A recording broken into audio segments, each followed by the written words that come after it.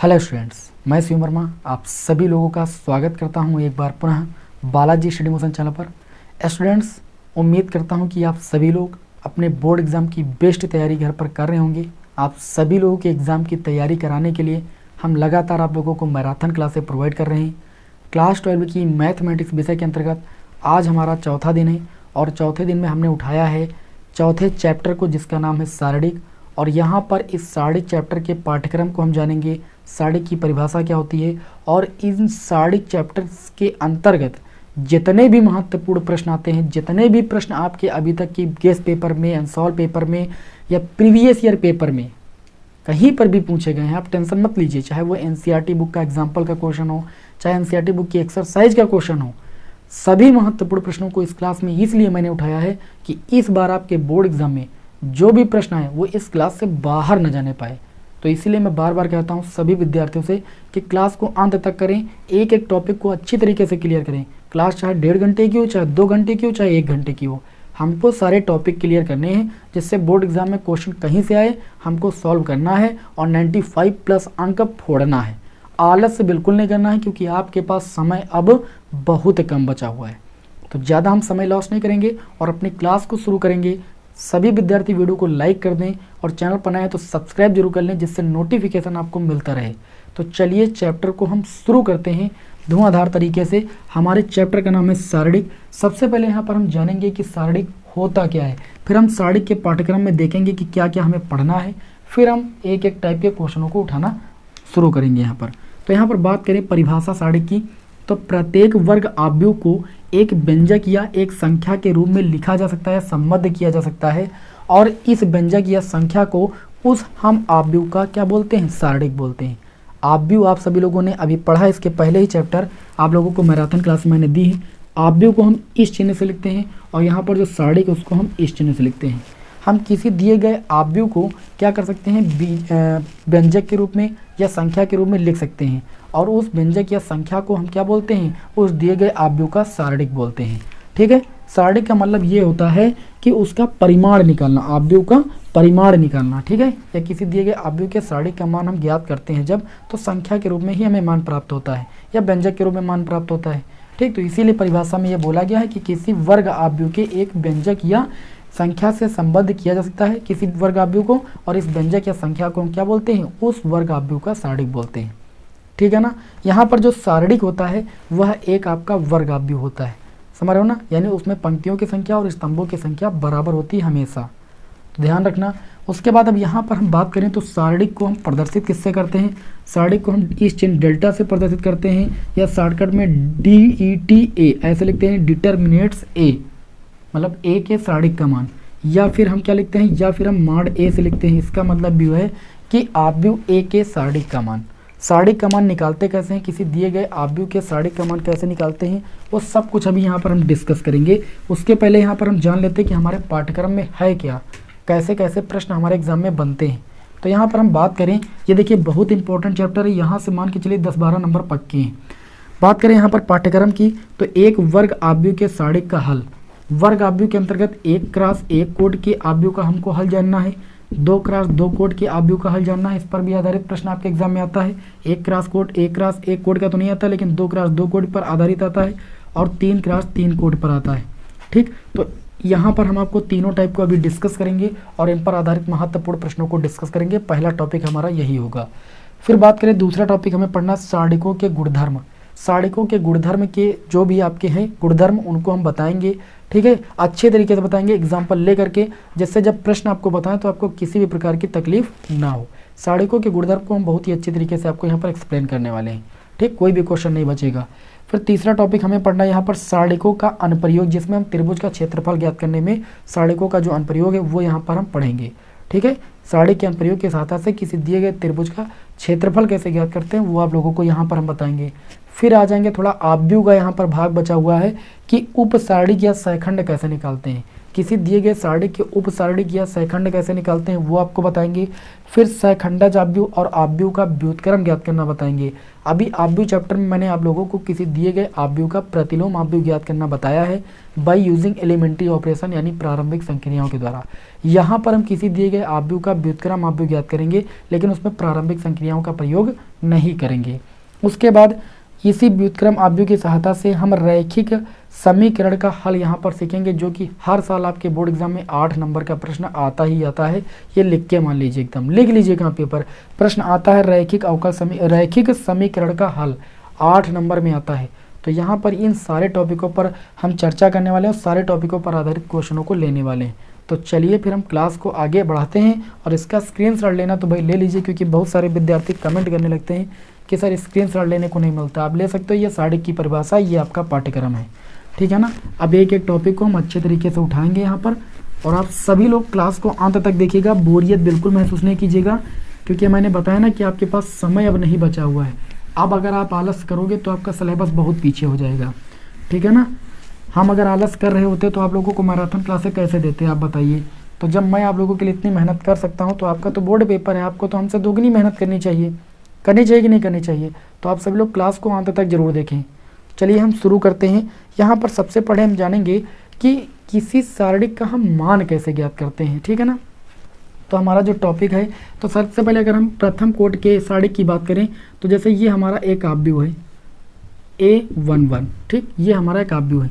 इस आव्यूह के सारणिक का मान निकालना है। ये मान लीजिए आपका A एक आव्यूह है। इस कहा जाए कि इस आव्यूह के सारणिक का मान निकालिए, मतलब आव्यूह A के सारणिक को हम ऐसे मॉडल से लिखते हैं, तो सारणिक चिन्ह लगा करके इस एलिमेंट को ऐसे A11 लिख देंगे। ये जो सारणिक हमारा वो एक कोटि 1 का है, ठीक, और हमेशा एक कोटि 1 के सारणिक का मान वही होता है जो सारणिक के अंदर होता है, उसका परिमाण जितना होता है। इसका परिमाण यहाँ पर कितना है, A11 है, तो यही A11 इसका मान हो जाएगा। अगर कहीं सारणिक के रूप में 3 लिखा जाए और बोला जाए इसका मान कितना होगा, तो आप बता दोगे 3 होगा। 1 क्रॉस 1 कोटि के सारणिक के मान ऐसे निकालते हैं। फिर बात करेंगे यहाँ पर द्वितीय कोटि के सारणिक, ठीक, द्वितीय कोटि के सारणिक का मान कैसे निकालते हैं। तो जो द्वितीय कोटि का सारणिक होता है वो किस टाइप का होता है, चलिए उसको डेल्टा चिन्ह से लिख देते हैं। कुछ ऐसा होता है A11, A12 और A21 और A22। अब जो द्वितीय कोटि का सारणिक होता है उसको कैसे हल करते हैं, उसको हल करने के लिए हम क्या करते हैं, इसका मल्टीप्लाई इससे करते हैं, यानी A11 का मल्टीप्लाई करते हैं A22 से, फिर माइनस का चिन्ह लगता है, और इसका मल्टीप्लाई इससे होता है, यानी A21 का मल्टीप्लाई होता है A22 से। और इस तरीके से हम द्वितीय कोटि के सारणिक को हल करते हैं। जैसे हम एक क्वेश्चन लेते हैं, कैसे प्रश्न आपके एग्जाम में आते हैं, द्वितीय कोटि के सारणिक पर आधारित प्रश्न मैं आपके सामने ले रहा हूं, कोई भी प्रश्न छोड़ेंगे नहीं, लेकर चलते हैं आप लोगों को। तो पहला प्रश्न आपके स्क्रीन पर देख सकते हो। इसमें बताया जा रहा है कि आप मान ज्ञात कीजिए। यहाँ पर दिया गया है साइन थीटा, और यहाँ पर दिया गया है आपका कॉस थीटा, ठीक, और यहाँ पर दिया गया है माइनस का कॉस थीटा। कई बार आपको ये प्रश्न बोर्ड एग्जाम में देखने को मिलेगा। और यहाँ पर दिया गया है साइन थीटा। बोला जाता है कि इस सारणिक का मान निकालिए।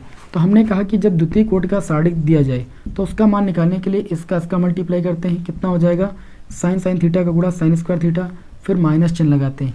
कॉस थीटा और कॉस थीटा का गुणा करेंगे तो कॉस स्क्वायर थीटा हो जाएगा, प्लस माइनस का गुणा माइनस हो जाएगा, और माइनस सूत्र वाला एक होता है, तो माइनस माइनस का गुणा प्लस हो जाएगा, और कॉस थीटा का गुणा कॉस स्क्वायर थीटा हो जाएगा। त्रिकोणमिति चैप्टर सभी लोगों ने पढ़ा है, और वहाँ पर ये समीकरण भी पढ़ी है कि sine square theta plus cos square theta की वैल्यू कितनी होती है, 1 होती है। तो यहाँ पर जो सारणिक का मान हो जाएगा वो कितना हो जाएगा, 1 हो जाएगा। एक प्रश्न और मैंने आपके समक्ष लिया है। यहाँ पर बोला गया है, एक सारणिक दिया गया है, इसको नोट कर लेते हैं। यहाँ पर x-1, ये प्रश्न भी आपके एग्जाम में आया है। और यहाँ पर दिया गया है कितना दिया गया है, x³ दिया गया है, और x² प्लस x+1 दिया गया है। आपसे बोला जा रहा है कि ये द्वितीय कोटि का जो आपका सारणिक दिया गया है, इस सारणिक का मान कितना होगा, कैसे निकालेंगे। अभी मैंने आपको बताया कि द्वितीय कोटि के सारणिक को कैसे हल करना है, ठीक, मल्टीप्लाई करना है अच्छे तरीके से, कैंची मल्टीप्लाई मान लीजिए इसमें करना है बस। तो जैसे हम यहाँ पर मान निकालेंगे तो देखिए इसका मल्टीप्लाई इससे हो जाएगा, x-1 का मल्टीप्लाई हो जाएगा x² प्लस x+1 से, फिर माइनस चिन्ह लगाएंगे, यहाँ पर बड़ा ब्रैकेट लगा देंगे। x³ का मल्टीप्लाई 1 से हो जाएगा तो x³ हो जाएगा, ठीक है ना। ये हो जाएगा डेल्टा इक्वल टू, मल्टीप्लाई करेंगे x² का मल्टीप्लाई x³, x और x का मल्टीप्लाई x², x और 1 का मल्टीप्लाई x हो जाएगा, -1 एक्स स्क्वायर का मल्टीप्लाई एक्स स्क्वायर हो जाएगा, -1 का एक्स से गुणा करेंगे तो माइनस का एक्स हो जाएगा, -1 का 1 से गुणा करेंगे तो -1 हो जाएगा, और माइनस का एक्स क्यूब था आपका वो लिख दिया मैंने। क्लियर। तो यहाँ पर देखें तो ये प्लस का एक्स क्यूब, ये माइनस का एक्स क्यूब हम काट के बता रहे हैं, आपको काटना नहीं है। प्लस का एक्स क्यूब माइनस का एक्स क्यूब ये 0 हो जाएगा। तो इस तरीके से डेल्टा बराबर हमें मिल जाएगा। देखिए ये प्लस का एक्स स्क्वायर माइनस का एक्स स्क्वायर भी कैंसिल हो जाएगा, ये प्लस का एक्स, ये माइनस का एक्स भी कैंसिल हो जाएगा, और हमें एक अचर संख्या मिल जाएगी -1। इस तरीके से इस सारणी का मान कितना आ जाएगा भाई, -1 आ जाएगा। बताइए आप सभी को समझ में आ रहे हैं क्वेश्चन के नहीं समझ में आ रहे हैं कि द्वितीय कोटि का जब सारणी दिया जाएगा तो उसे हमें कैसे हल करना है। चलिए ये एक आपका महत्वपूर्ण प्रश्न था जो कि आपके बोर्ड एग्जाम में पूछा गया है, और अगर द्वितीय कोटि का सारणी है तो उसको लेकर अभी आपको यहाँ पर हम डिस्कस किए दे रहे हैं। 2 क्वेश्चन और हैं जो कि बहुत ही महत्वपूर्ण है, उनको भी यहाँ पर हम डिस्कस कर रहे हैं। लेकिन उससे पहले आप लोगों को हम बता देते हैं कि जो 3x3 कोटि का सारणी होता है उसको कैसे हल किया जाता है, ठीक है ना, कैसे हल किया जाता है, और उसके बाद उस पर जो है सारणिकों के गुणधर्मों का प्रयोग कैसे किया जाता है वो आगे भी आपको बताएंगे। एक एक बात को हम एक्सप्लेन करेंगे, बस आप देखते रहिए क्लास को, देखिए कितना ज़्यादा मज़ा आने वाला है। एक एक बेसिक बात को हम डिस्कस कर देंगे। जब अगर आप कुछ नहीं पढ़े ना तब भी कोई दिक्कत नहीं, आपको हर एक बात यहाँ पर बताई जाएगी। अब अगर हम बात करें यहाँ पर तो हमें निकालना है 3x3 कोट के सारणिक का हल, एक क्वेश्चन लेकर ही डायरेक्ट बताते हैं, वैसे बड़ा समय लगता है ना। तो एक क्वेश्चन ले लेते हैं, आपके एग्जाम में पूछा गया है। देखिए बोला गया है कि निम्नलिखित सारणिक का मान ज्ञात कीजिए। सारणिक दिया गया है, सारणिक को मैं कहा डेल्टा चिन्ह से लिखते हैं, ऐसा सारणिक का चिन्ह बना हुआ है। 3 0 5 दिया गया है ऐसे, उसके बाद दिया गया है आपका 1 7 2, 1 7 -2 दिया गया है, फिर दिया गया है 2 9 4, और आपसे बोला गया इस सारणिक का मान निकालिए। जब भी किसी दिए गए सारणिक का मान निकालना होता है तो हम क्या करते हैं, हम किसी रो या किसी कॉलम के सापेक्ष प्रसार कर देते हैं। ये आपके कॉलम होते हैं C1 C2 C3, और ये बड़ी लाइनें आपकी रो होती हैं R1 R2 R3। तो हम किसी रो या कॉलम के सापेक्ष प्रसार कर देते हैं तो हमें उस सारणिक का हल पता चल जाता है। लेकिन इसमें भी एक कंडीशन है कि जब किसी हमें सारणिक का मान निकालना होता है तो किसी रो या कॉलम के सापेक्ष प्रसार करते हैं तो इसमें भी नियम होता है कि हमको उसी रो या कॉलम के सापेक्ष प्रसार करना होता है जिसमें शून्य की संख्या अधिक होती है, यानी शून्य अवयव ज़्यादा हों तो हमें प्रसार करने में आसान रहता है, सरलता रहती है। तो इस हम सारणिक में देख रहे हैं कहीं पर भी शून्य हमें दिख रहा है, यहाँ पर दिख रहा है, तो हम देखें तो ये शून्य हमारा इस कॉलम में पड़ रहा है और ऊपर वाली रो में पड़ रहा है। तो हम चाहे R1 के सापेक्ष प्रसार कर दें तब भी 1 0 पड़ेगा, और इस C2 कॉलम के सापेक्ष प्रसार करेंगे तब भी 1 ही शून्य पड़ेगा। तो चाहे जिसके सापेक्ष कर दीजिए। चलिए ये R1 में पड़ रहा है, हम R1 के सापेक्ष करते हैं तो लिखेंगे R1 के सापेक्ष प्रसार करने पर, क्या करने पर भाई, R1 के सापेक्ष प्रसार करने पर। तो जब R1 के सापेक्ष हम प्रसार करेंगे तो देखिए प्रसार कैसे करते हैं, प्लस चिन्ह लगाते हैं, फिर माइनस, फिर प्लस, अल्टरनेट चिन्ह लगते हैं। 3 को हम उतारेंगे और 3 हमारा इस कॉलम में पड़ रहा है, पहली रो में पड़ रहा है, तो पहली रो को और पहले कॉलम को छोड़ देंगे और यहाँ सारणिक का चिन्ह बनाएंगे। क्या बचा आपका, 7 बचा, -2 बचा, 9 बचा और आपका 4 बचा। फिर मैंने कहा प्लस के बाद माइनस लेंगे तो माइनस लगाएंगे, 0 लेंगे। अब 0 जो है हमारा वो पहले R1 में पड़ा है, मतलब पहली रो में पड़ा है और दूसरे कॉलम में पड़ा है, तो पहली रो और दूसरे कॉलम को छोड़ देंगे, बचेगा 1 और -2 और 2 और 4 बचा, इसको लिख लेंगे। फिर हमने कहा प्लस माइनस, फिर प्लस चिन्ह लेंगे, अल्टरनेट चिन्ह लेंगे, तो प्लस चिन्ह लगाएंगे और संख्या लेंगे 5, ठीक, क्योंकि पहली रो में अब अगली संख्या 5 है। ये पहली रो में पड़े, तीसरे कॉलम में पड़े, तो तीसरे कॉलम को पहली रो को छोड़ देंगे, यहाँ 5 लिखेंगे और सारणिक का चिन्ह बनाएंगे। क्या बचेगा भाई, 1 7 2 9, तो 1 7 और 2 9। इस तरीके से हमने इस सारणिक का प्रसार कर लिया। अब हल करना तो जानते हो, ये हो जाएगा 3। अभी मैंने बताया कि 2x2 कोटि के सारणिक को कैसे हल करते हैं, गुणा करके। 4 7 कितना हो जाएगा 28, माइनस 9 दूनी कितना होता है 18, -18 होगा, माइनस सूत्र लाइए, प्लस हो जाएगा।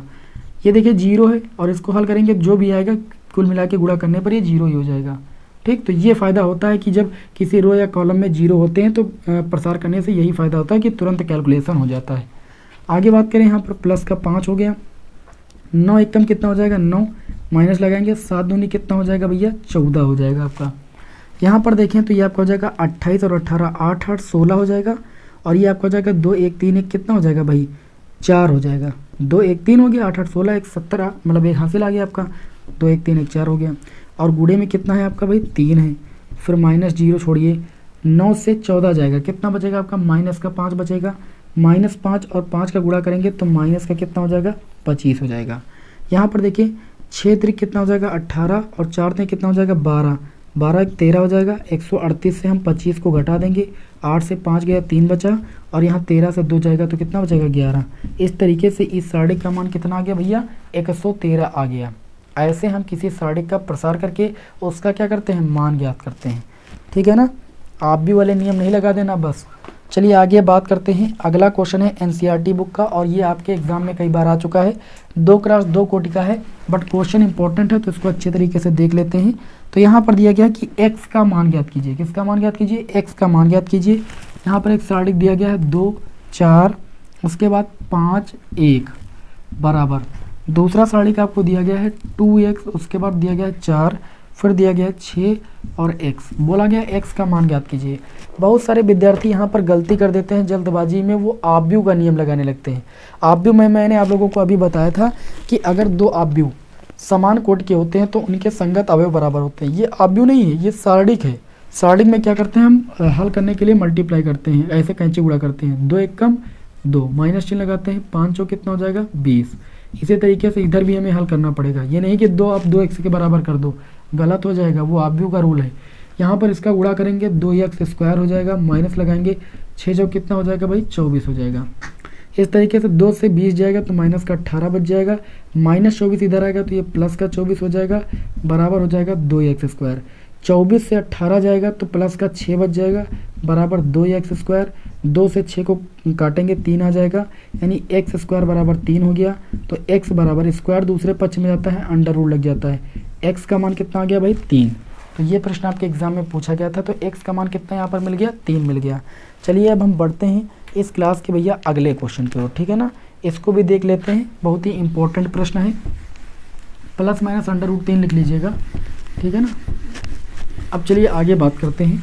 अगला प्रश्न देखिए, हमने देखा अनसॉल्व पेपर में कई बार आया है ना, और कई बार ये क्यों पूछा गया, क्योंकि एनसीईआरटी बुक का है। आपका जो पेपर बनता है ना वो एनसीईआरटी बुक से ही लगभग में बनता है। यहाँ पर a = एक आव्यूह दिया गया है, a = कितना दिया गया है, एक आव्यूह दिया गया है। आव्यूह का मान दिया गया है 1 2 और कितना दिया गया भाई 1 2 के बाद 4 2, ये आव्यूह के रूप में आपको मान दिया गया है। और आपसे बोला जा रहा है कि दिखाइए, आपको दिखाना ये है कि 2 × a, इसका सारणिक का जो मान है वो किसके बराबर है, 4 × सारणिक a के मान के बराबर है। अगर ये चीज़ सिद्ध करना है तो हमको LHS RHS दोनों निकालना पड़ेगा। सबसे पहले इस आव्यूह के सारणिक का मान निकालेंगे, आव्यूह a के सारणिक का मान, तो इसको सारणिक रूप में व्यक्त करेंगे 1 2 4 2, क्योंकि ये आव्यूह के रूप में लिखा था। अब सारणिक का मान निकालने के लिए 2 1 कम 2 -4 दूनी 8, ये कितना हो जाएगा भैया -6 हो जाएगा। अब यहाँ पर अगर हम क्या करें, देखिए अगर हम 2a का मान निकालें, ठीक है 2a का मान निकालें, या चलिए RHS का मान पहले निकाल लेते हैं। 4 × में सारणिक a था तो 4 × सारणिक a का मान आपने निकाला है -6, ये कितना है -24। आपने RHS का मान निकाल लिया, यानी राइट हैंड साइड का मान निकाल लिया। अब अगर LHS के लिए बात करें तो LHS के लिए पहले हमें 2a का मान निकालना चाहिए, तो 2 हो गया। a की बात करें तो a ये आपका आव्यूह था, इसको सारणिक रूप में लिख लेंगे 1 2 4, फिर कितना हो जाएगा आपका 2 हो जाएगा, ठीक।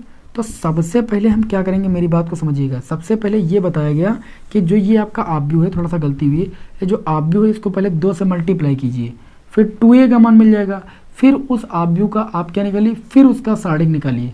बाद में माड लगाए ना, पहले इसका 2a निकालेंगे, तो 2a बराबर हमारा आ जाएगा, देखिए कितना आ जाएगा, 2 से गुणा करेंगे 2 1 कम 2, 2 से गुणा करेंगे 2 दूनी 4 और 2 चौके 8 और 2 दूनी 4। अब ये हमारे 2a आव्यूह का मान हो गया। अब इस आव्यूह के सारणिक का मान निकालना है, 2a का मान निकालना है, तो इसको सारणिक रूप में व्यक्त करेंगे 2 4 8 4 और हल करेंगे। 4 दूनी कितना हो जाएगा 8, माइनस लगाएंगे 8 चौक कितना हो जाएगा 32। अच्छा 8 से 32 घटाएंगे कितना बचेगा -24। आप देखो जो आपने RHS में वैल्यू निकाली वही आपकी LHS में आ गई। इसका मतलब ये दोनों चीज़ें आपस में क्या हो गई भाई, बराबर हो गई। ये प्रश्न आपके एग्जाम में कईयों बार आ चुका था, इसलिए मैंने इस प्रश्न को यहाँ पर उठाया है। उम्मीद करता हूँ कि आप सभी लोगों को मेरी बात अच्छी तरीके से समझ में आ रही होगी। जो विद्यार्थी आते जाते रहते फिर उनको समझ में नहीं आएगा, आए हो क्लास में तो अंत तक जरूर रुकिए और एक चीज़ बता दें, बहुत सारे विद्यार्थी हमने देखा कमेंट करें कि सर जो है हमको दिखाई नहीं पड़ रहा है। आप वीडियो की क्वालिटी को बढ़ा लीजिए, आपको दिखाई पड़ने लगेगा। नेट अगर स्लो चल रहा है तो फिर मान लीजिए आपको थोड़ा सा धुंधला दिखाई पड़ सकता है, अगर आप क्वालिटी बढ़ा लोगे तो आपको अच्छे से दिखाई देगा।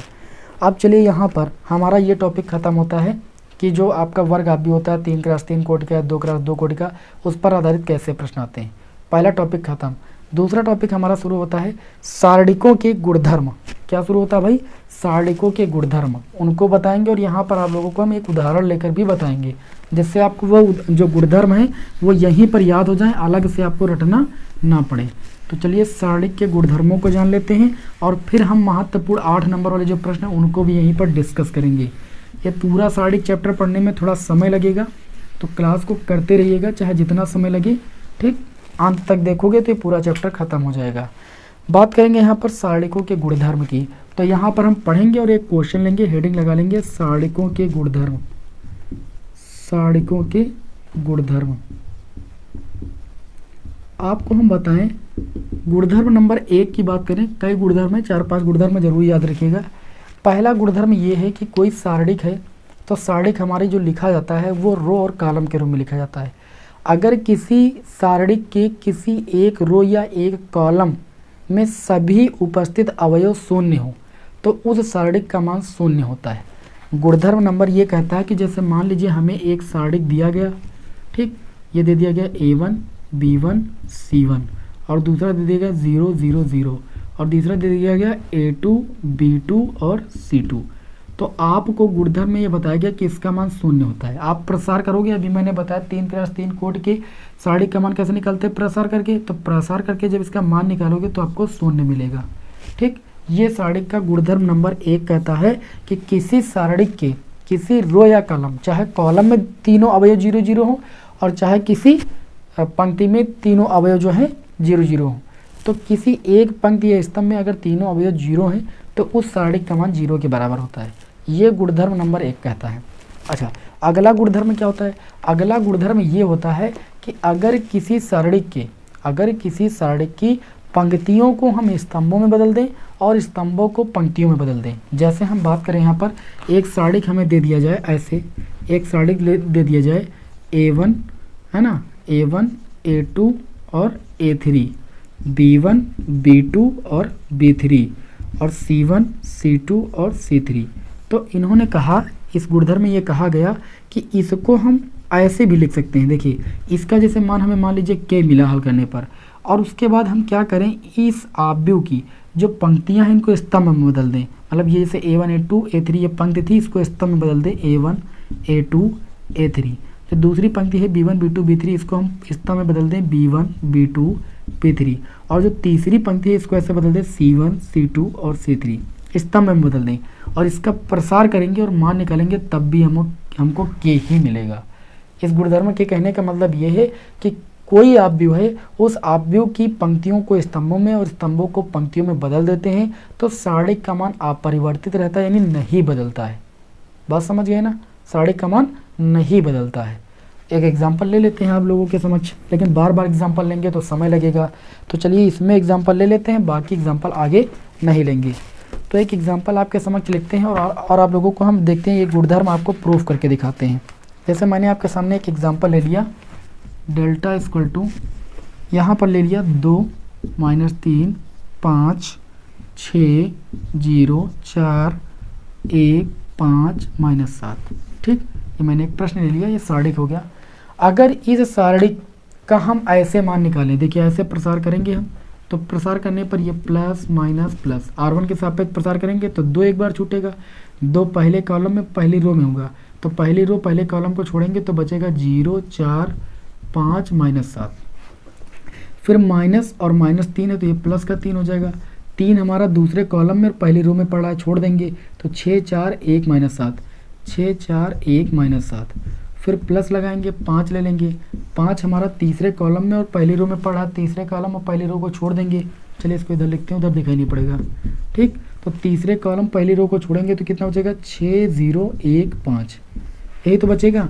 इसको हल करेंगे तो देखिए 2 हो जाएगा, इसको हल करेंगे 0 हो जाएगा, 0 का गुणा -7 से होगा, -5 जो कितना हो जाएगा 20 हो जाएगा, +3 7 6 कितना हो जाएगा माइनस का 42 माइनस 6 4 एक कम कितना हो जाएगा भाई 4 हो जाएगा, फिर प्लस 5 हो जाएगा, 6 5 6 30 माइनस 1 और 0 का गुणा करेंगे तो 0 हो जाएगा।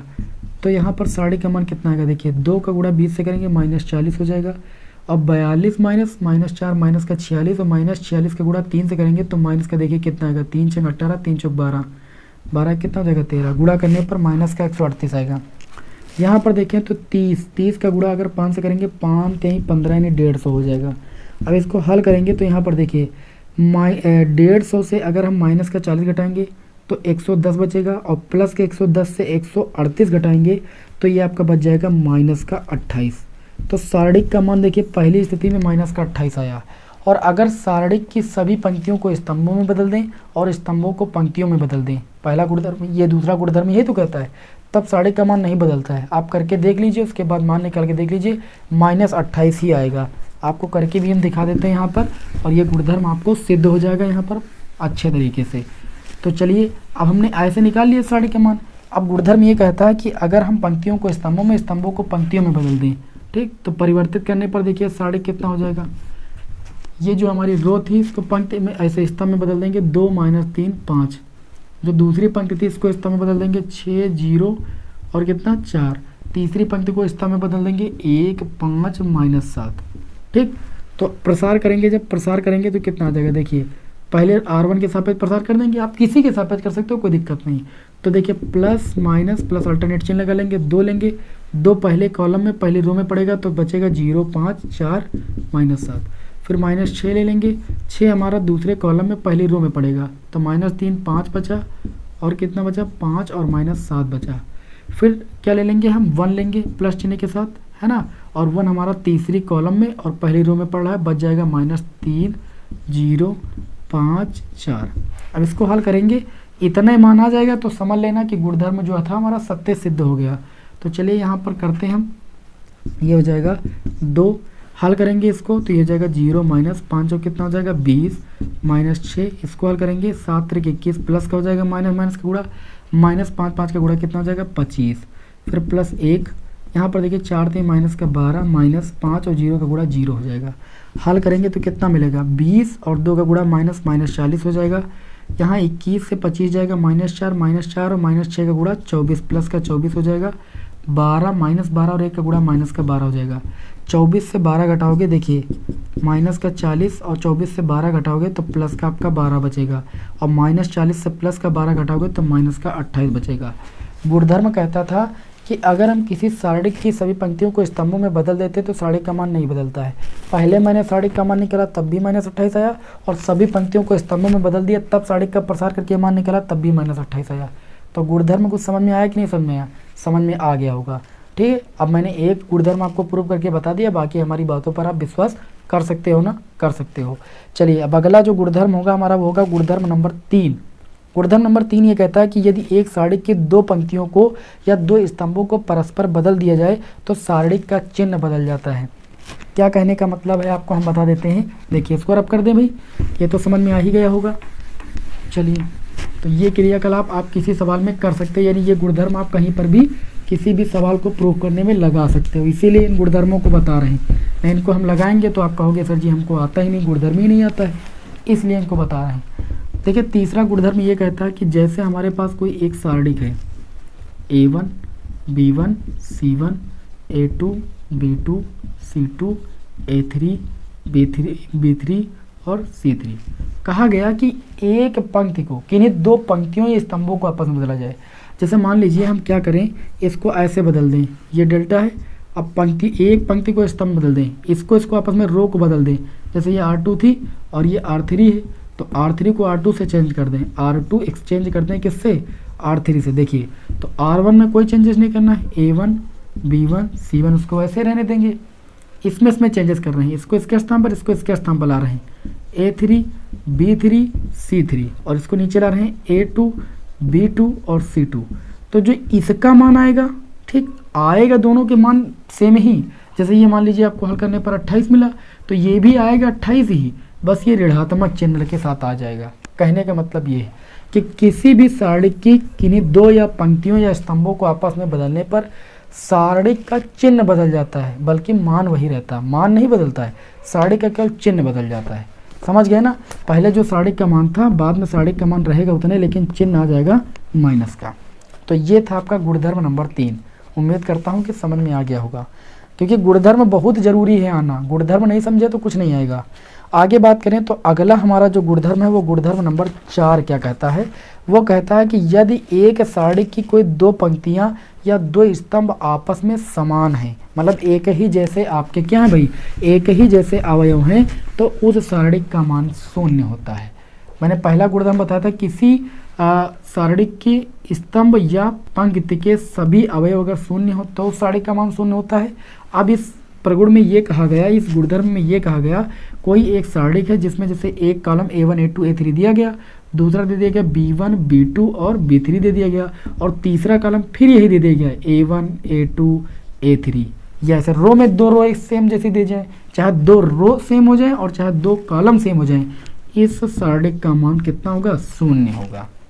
किसी भी सारणिक की दो पंक्तियां या दो स्तंभ अगर सेम हो तो उस सारणिक का मान शून्य होता। क्यों होगा, अभी आप संक्रिया लगाओगे, इससे इसको घटाओगे, 0 बन जाएगा पूरी रो एक, और फिर जब सभी एक रो में 0 हो जाएंगे तो उसका मान कितना हो जाएगा, शून्य हो जाएगा। फिलहाल इस गुणधर्म को याद रखिए, इसका यूज होगा। आगे बात करें, गुणधर्म नंबर 5 ये कहता है कि किसी सारणिक के एक पंक्ति या स्तंभ को एक अचर राशि से अगर गुणा कर दें तो उसका मान k गुना हो जाता है। कहने का मतलब ये है कि जैसे मान लीजिए हमारे पास ये सारणिक है और इसको हम k से गुणा कर दें किसी रो या कॉलम में, किसी रो, जैसे मान लीजिए R1 को हम k से गुणा करते हैं, R1 की वैल्यू फाइंड करते हैं R1 गुणे k से, तो ये हमको मिल जाएगा, देखिए कितना, k A1 k B1 k, फिर लिखा है A1, या यहाँ पर A1 है इसको बदल लीजिए C1 C2 C3, ठीक, k C1, उसके बाद A2 B2 C2 A3 B3 और C3।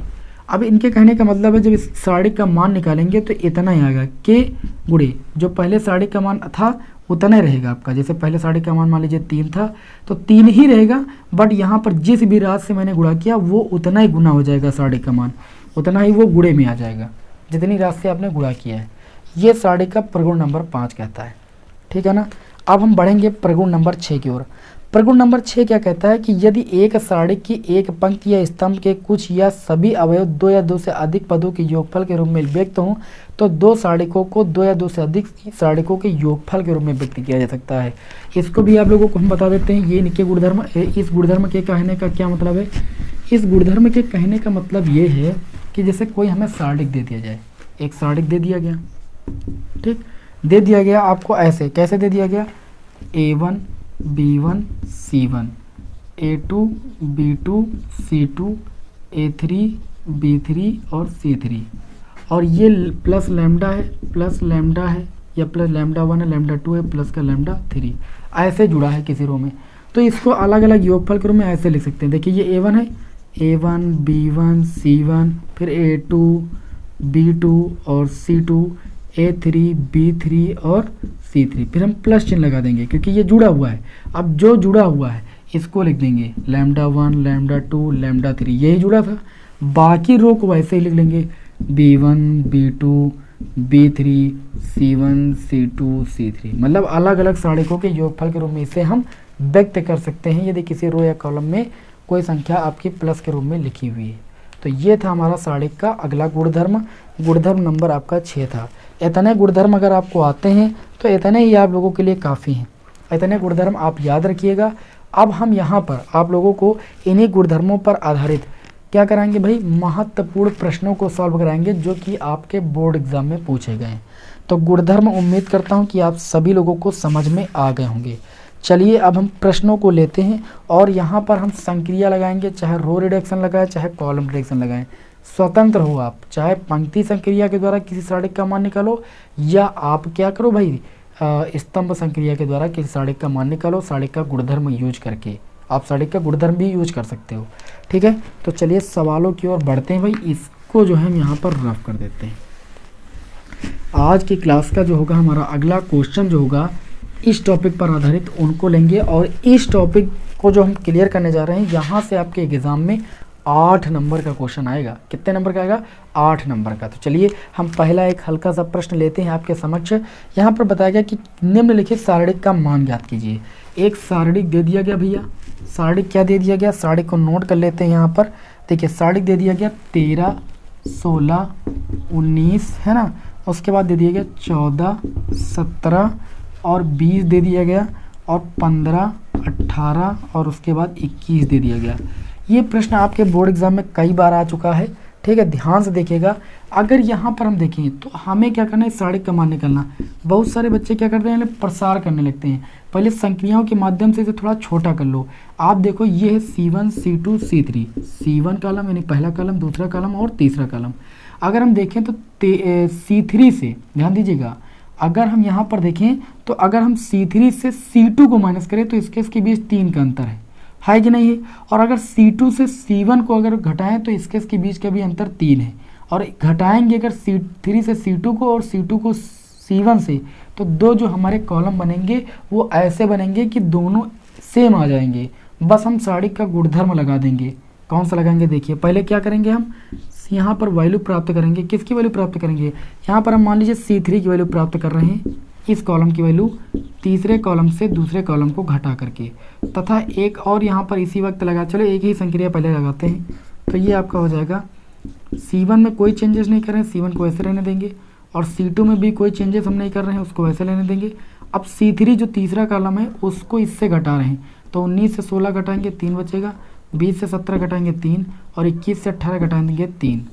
अब अगर हम क्या करें, हम इसी तरीके से C2 की वैल्यू प्राप्त कर लें, C2 माइनस C1, इससे इसको घटा दें तो ये सारणिक का मान कितना आ जाएगा, देखिए C1 में हमें कुछ नहीं करना, 13, 14, 15 है, रहने देंगे।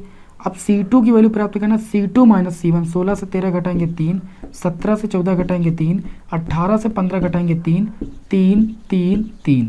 अब आप यहाँ पर सारणिक का गुणधर्म यूज कर दोगे। देखिए भाई कितने आसान तरीके से ये आपका हो गया। आप देख सकते हो कि अभी मैंने सारणिक का गुणधर्म बताया कि किसी सारणिक की दो पंक्तियाँ दो स्तंभ में अगर सभी अवयव सेम हैं, देखिए दो कॉलम जो C2 और C3 हैं ये आपके क्या है आपस में सेम, तो कारण लिखोगे चूँकि जो C2 है वो C3 कॉलम के बराबर है, सेम अवयव हैं, इसलिए जो सारणिक का मान हो जाएगा वो डायरेक्ट 0 आप लिख दोगे, क्योंकि ये आपने अभी गुणधर्म में पढ़ा है, ठीक है ना। आपको यहाँ पर लिख सकते हो कि गुणधर्म से हम जानते हैं कि जब किसी सारणिक की दो पंक्तियाँ दो स्तंभों के अवयव आपस में बराबर होते हैं तो सारणिक का मान 0 होता है। तो इस तरीके से गुणधर्म हमारे काम करते हैं, मतलब इनको हल करने की भी जरूरत नहीं, डायरेक्ट आंसर हम लिख देंगे 0। बात समझ में आई कि नहीं समझ में? ये क्वेश्चन कई बार एग्जाम में आया है, इसका स्क्रीनशॉट आप ले लीजिए। ऐसे भी ये प्रश्न पूछा सकता है कि बिना प्रसार किए हुए इस सारणिक का मान निकालिए, ठीक। तो ऐसे ही आपको क्वेश्चन लगाने हैं। चलिए स्क्रीनशॉट लीजिए भाई जल्दी से। तो अब चलिए इस सवाल को हम रफ करते हैं और इसी क्रम में आपके सामने थोड़ा सा बड़ा क्वेश्चन लेते हैं।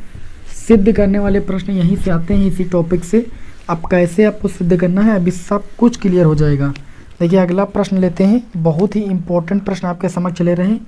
ये बोला जा रहा है कि सिद्ध कीजिए। क्या बोला जा रहा है? सिद्ध कीजिए। यहाँ पर एक सारणिक दिया गया है, इसमें दिया गया है ABC और फिर दिया गया है A² B² C², A³ B³ और C³ और बराबर सिद्ध करना है ABC 1A A² 1B B² 1C C² बराबर आपको कितना प्रूव करना है? तीनों पक्ष लाने हैं आपको।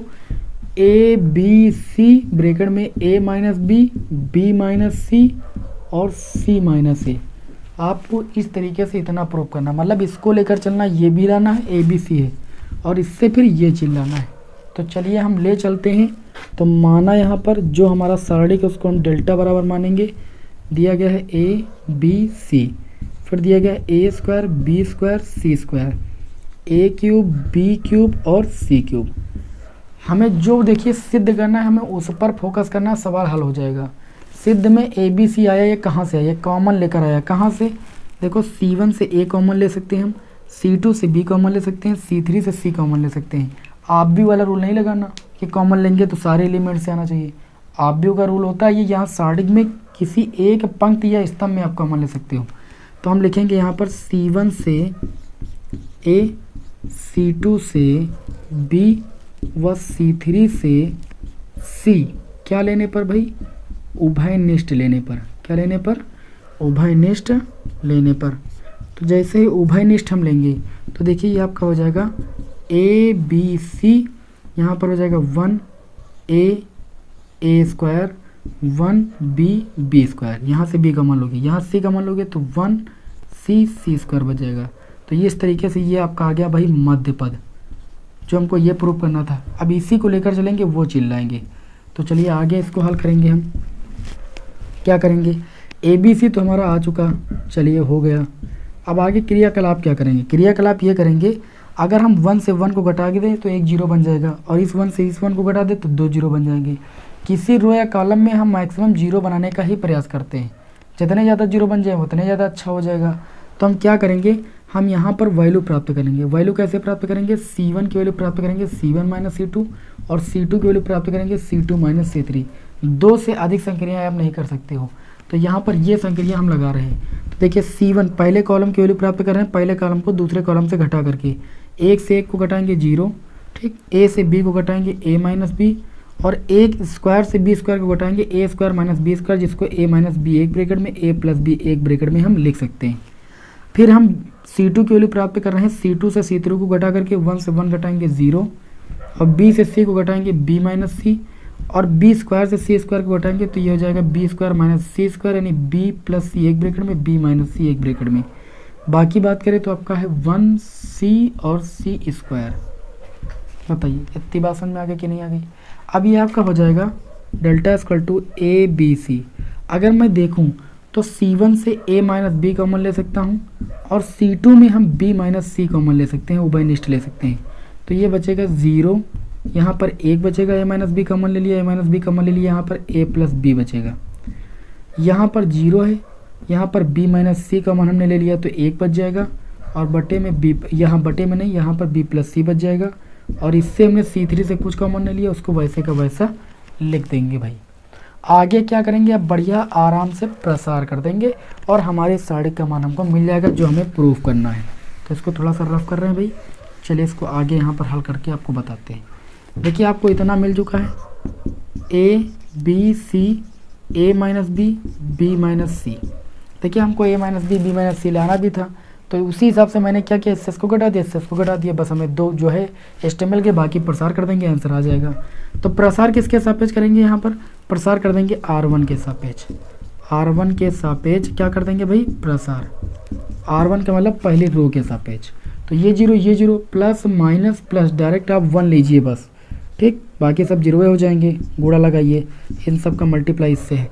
अब 1 लेंगे जब तो 1 हमारा तीसरे कॉलम को छुड़वाएगा और पहली रो को छुड़वाएगा, बचेगा क्या, 1 बचेगा, और a प्लस बी बचेगा, और क्या बचेगा भाई, b प्लस सी बचेगा। इसको हल करेंगे तो ये आपका आ जाएगा a b c a minus B b minus C, और इसको हल करेंगे गुणे में 1। देखिए b प्लस सी का गुणा 1 से हो जाएगा, माइनस लगाएंगे, a प्लस बी का गुणा इससे हो जाएगा, a माइनस बी हो जाएगा। बात समझ में आ रही। यहाँ पर देखें तो ये माइनस बी, ये प्लस बी कैंसिल हो जाएगा। इस तरीके से साढ़े का मान आ गया a b c a minus b एक ब्रैकेट में, b माइनस सी एक ब्रैकेट में, और तीसरे ब्रैकेट में c माइनस ए हो जाएगा। इस तरीके से हम किसी दिए गए साढ़े का मान निकाल लेते हैं, और यही चीज़ हमें इस प्रश्न में प्रूव करनी थी, जो कि प्रूव हो चुकी है। साढ़े के सवालों को सिद्ध करना भैया बहुत आसान है, यदि आप ध्यान से देखते रहो कि हमें क्या प्रूफ करना है, उसके अकॉर्डिंग आप संक्रिया लगाते रहो, बाद में प्रसार कर दो, आंसर आ जाएगा। तो बहुत ही इंपॉर्टेंट क्वेश्चन था, इसलिए मैंने आपको यहाँ पर बताया। जल्दी से आप इस प्रश्न का स्क्रीनशॉट ले लीजिए, बोर्ड एग्जाम में आने की प्रबल संभावना है इसकी।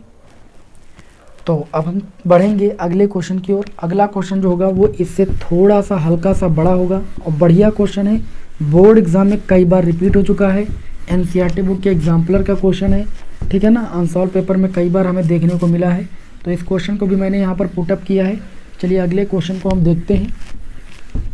कॉपी पेन देखे भाई साथ लेकर बैठिएगा, एक भी टॉपिक आपका नहीं रह जाएगा, एक भी महत्वपूर्ण प्रश्न आपका नहीं रह जाएगा। अगले सवाल में देखते हैं क्या दिया गया है। दिया गया है a b c, और क्या दिया गया है, b plus c c plus a plus b a square b square c square बराबर आपको प्रूफ करना है a plus b plus c, साथ ही में आपको a minus b b minus c और c माइनस a प्रूफ करना है। एनसीईआरटी बुक का बहुत ही महत्वपूर्ण प्रश्न मैंने आपके समक्ष लिया हुआ है। और मैं आपको बता दूं कि जब भी आपको सारणिक के किसी सवाल को प्रूफ करना होता है तो राइट हैंड साइड में जो प्रूफ करना होता है उसको देखते हुए हम रो रिडक्शन या कॉलम रिडक्शन लगाते हैं, यानी पंक्ति संक्रिया या स्तंभ संक्रिया को लगाते हैं।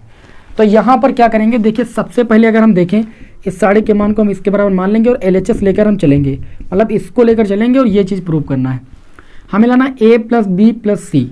a plus B plus C कहीं से प्राप्त होगा हमें, अगर हम कॉलम 1 की वैल्यू प्राप्त करें, कॉलम 1 प्लस कॉलम 2, मतलब इन दोनों को अगर जोड़ लें तो हमें a प्लस बी प्लस सी मिल जाएगा, इसको जोड़ेंगे a प्लस बी प्लस सी मिल जाएगा, इसको जोड़ेंगे a प्लस बी प्लस सी मिल जाएगा, फिर a प्लस बी प्लस सी उभयनिष्ठ निकाल लेंगे, इतना हमारा प्रूव हो जाएगा। बाकी आगे फिर जो कंडीशन बनेगी उसके अकॉर्डिंग हम संक्रिया लगाएंगे। तो यहाँ पर सबसे पहले इसको लगाते हैं, इसको लगाने पर हमें C1 में मिल जाएगा a प्लस बी प्लस सी, इसमें इसको जोड़ लें ना तो आपको मिल जाएगा a प्लस बी प्लस सी, इसमें भी मिल जाएगा आपको a प्लस बी प्लस सी, आपको इसमें भी मिल जाएगा, आगे पीछे जुड़ेगा लेकिन मिलेगा सब यही।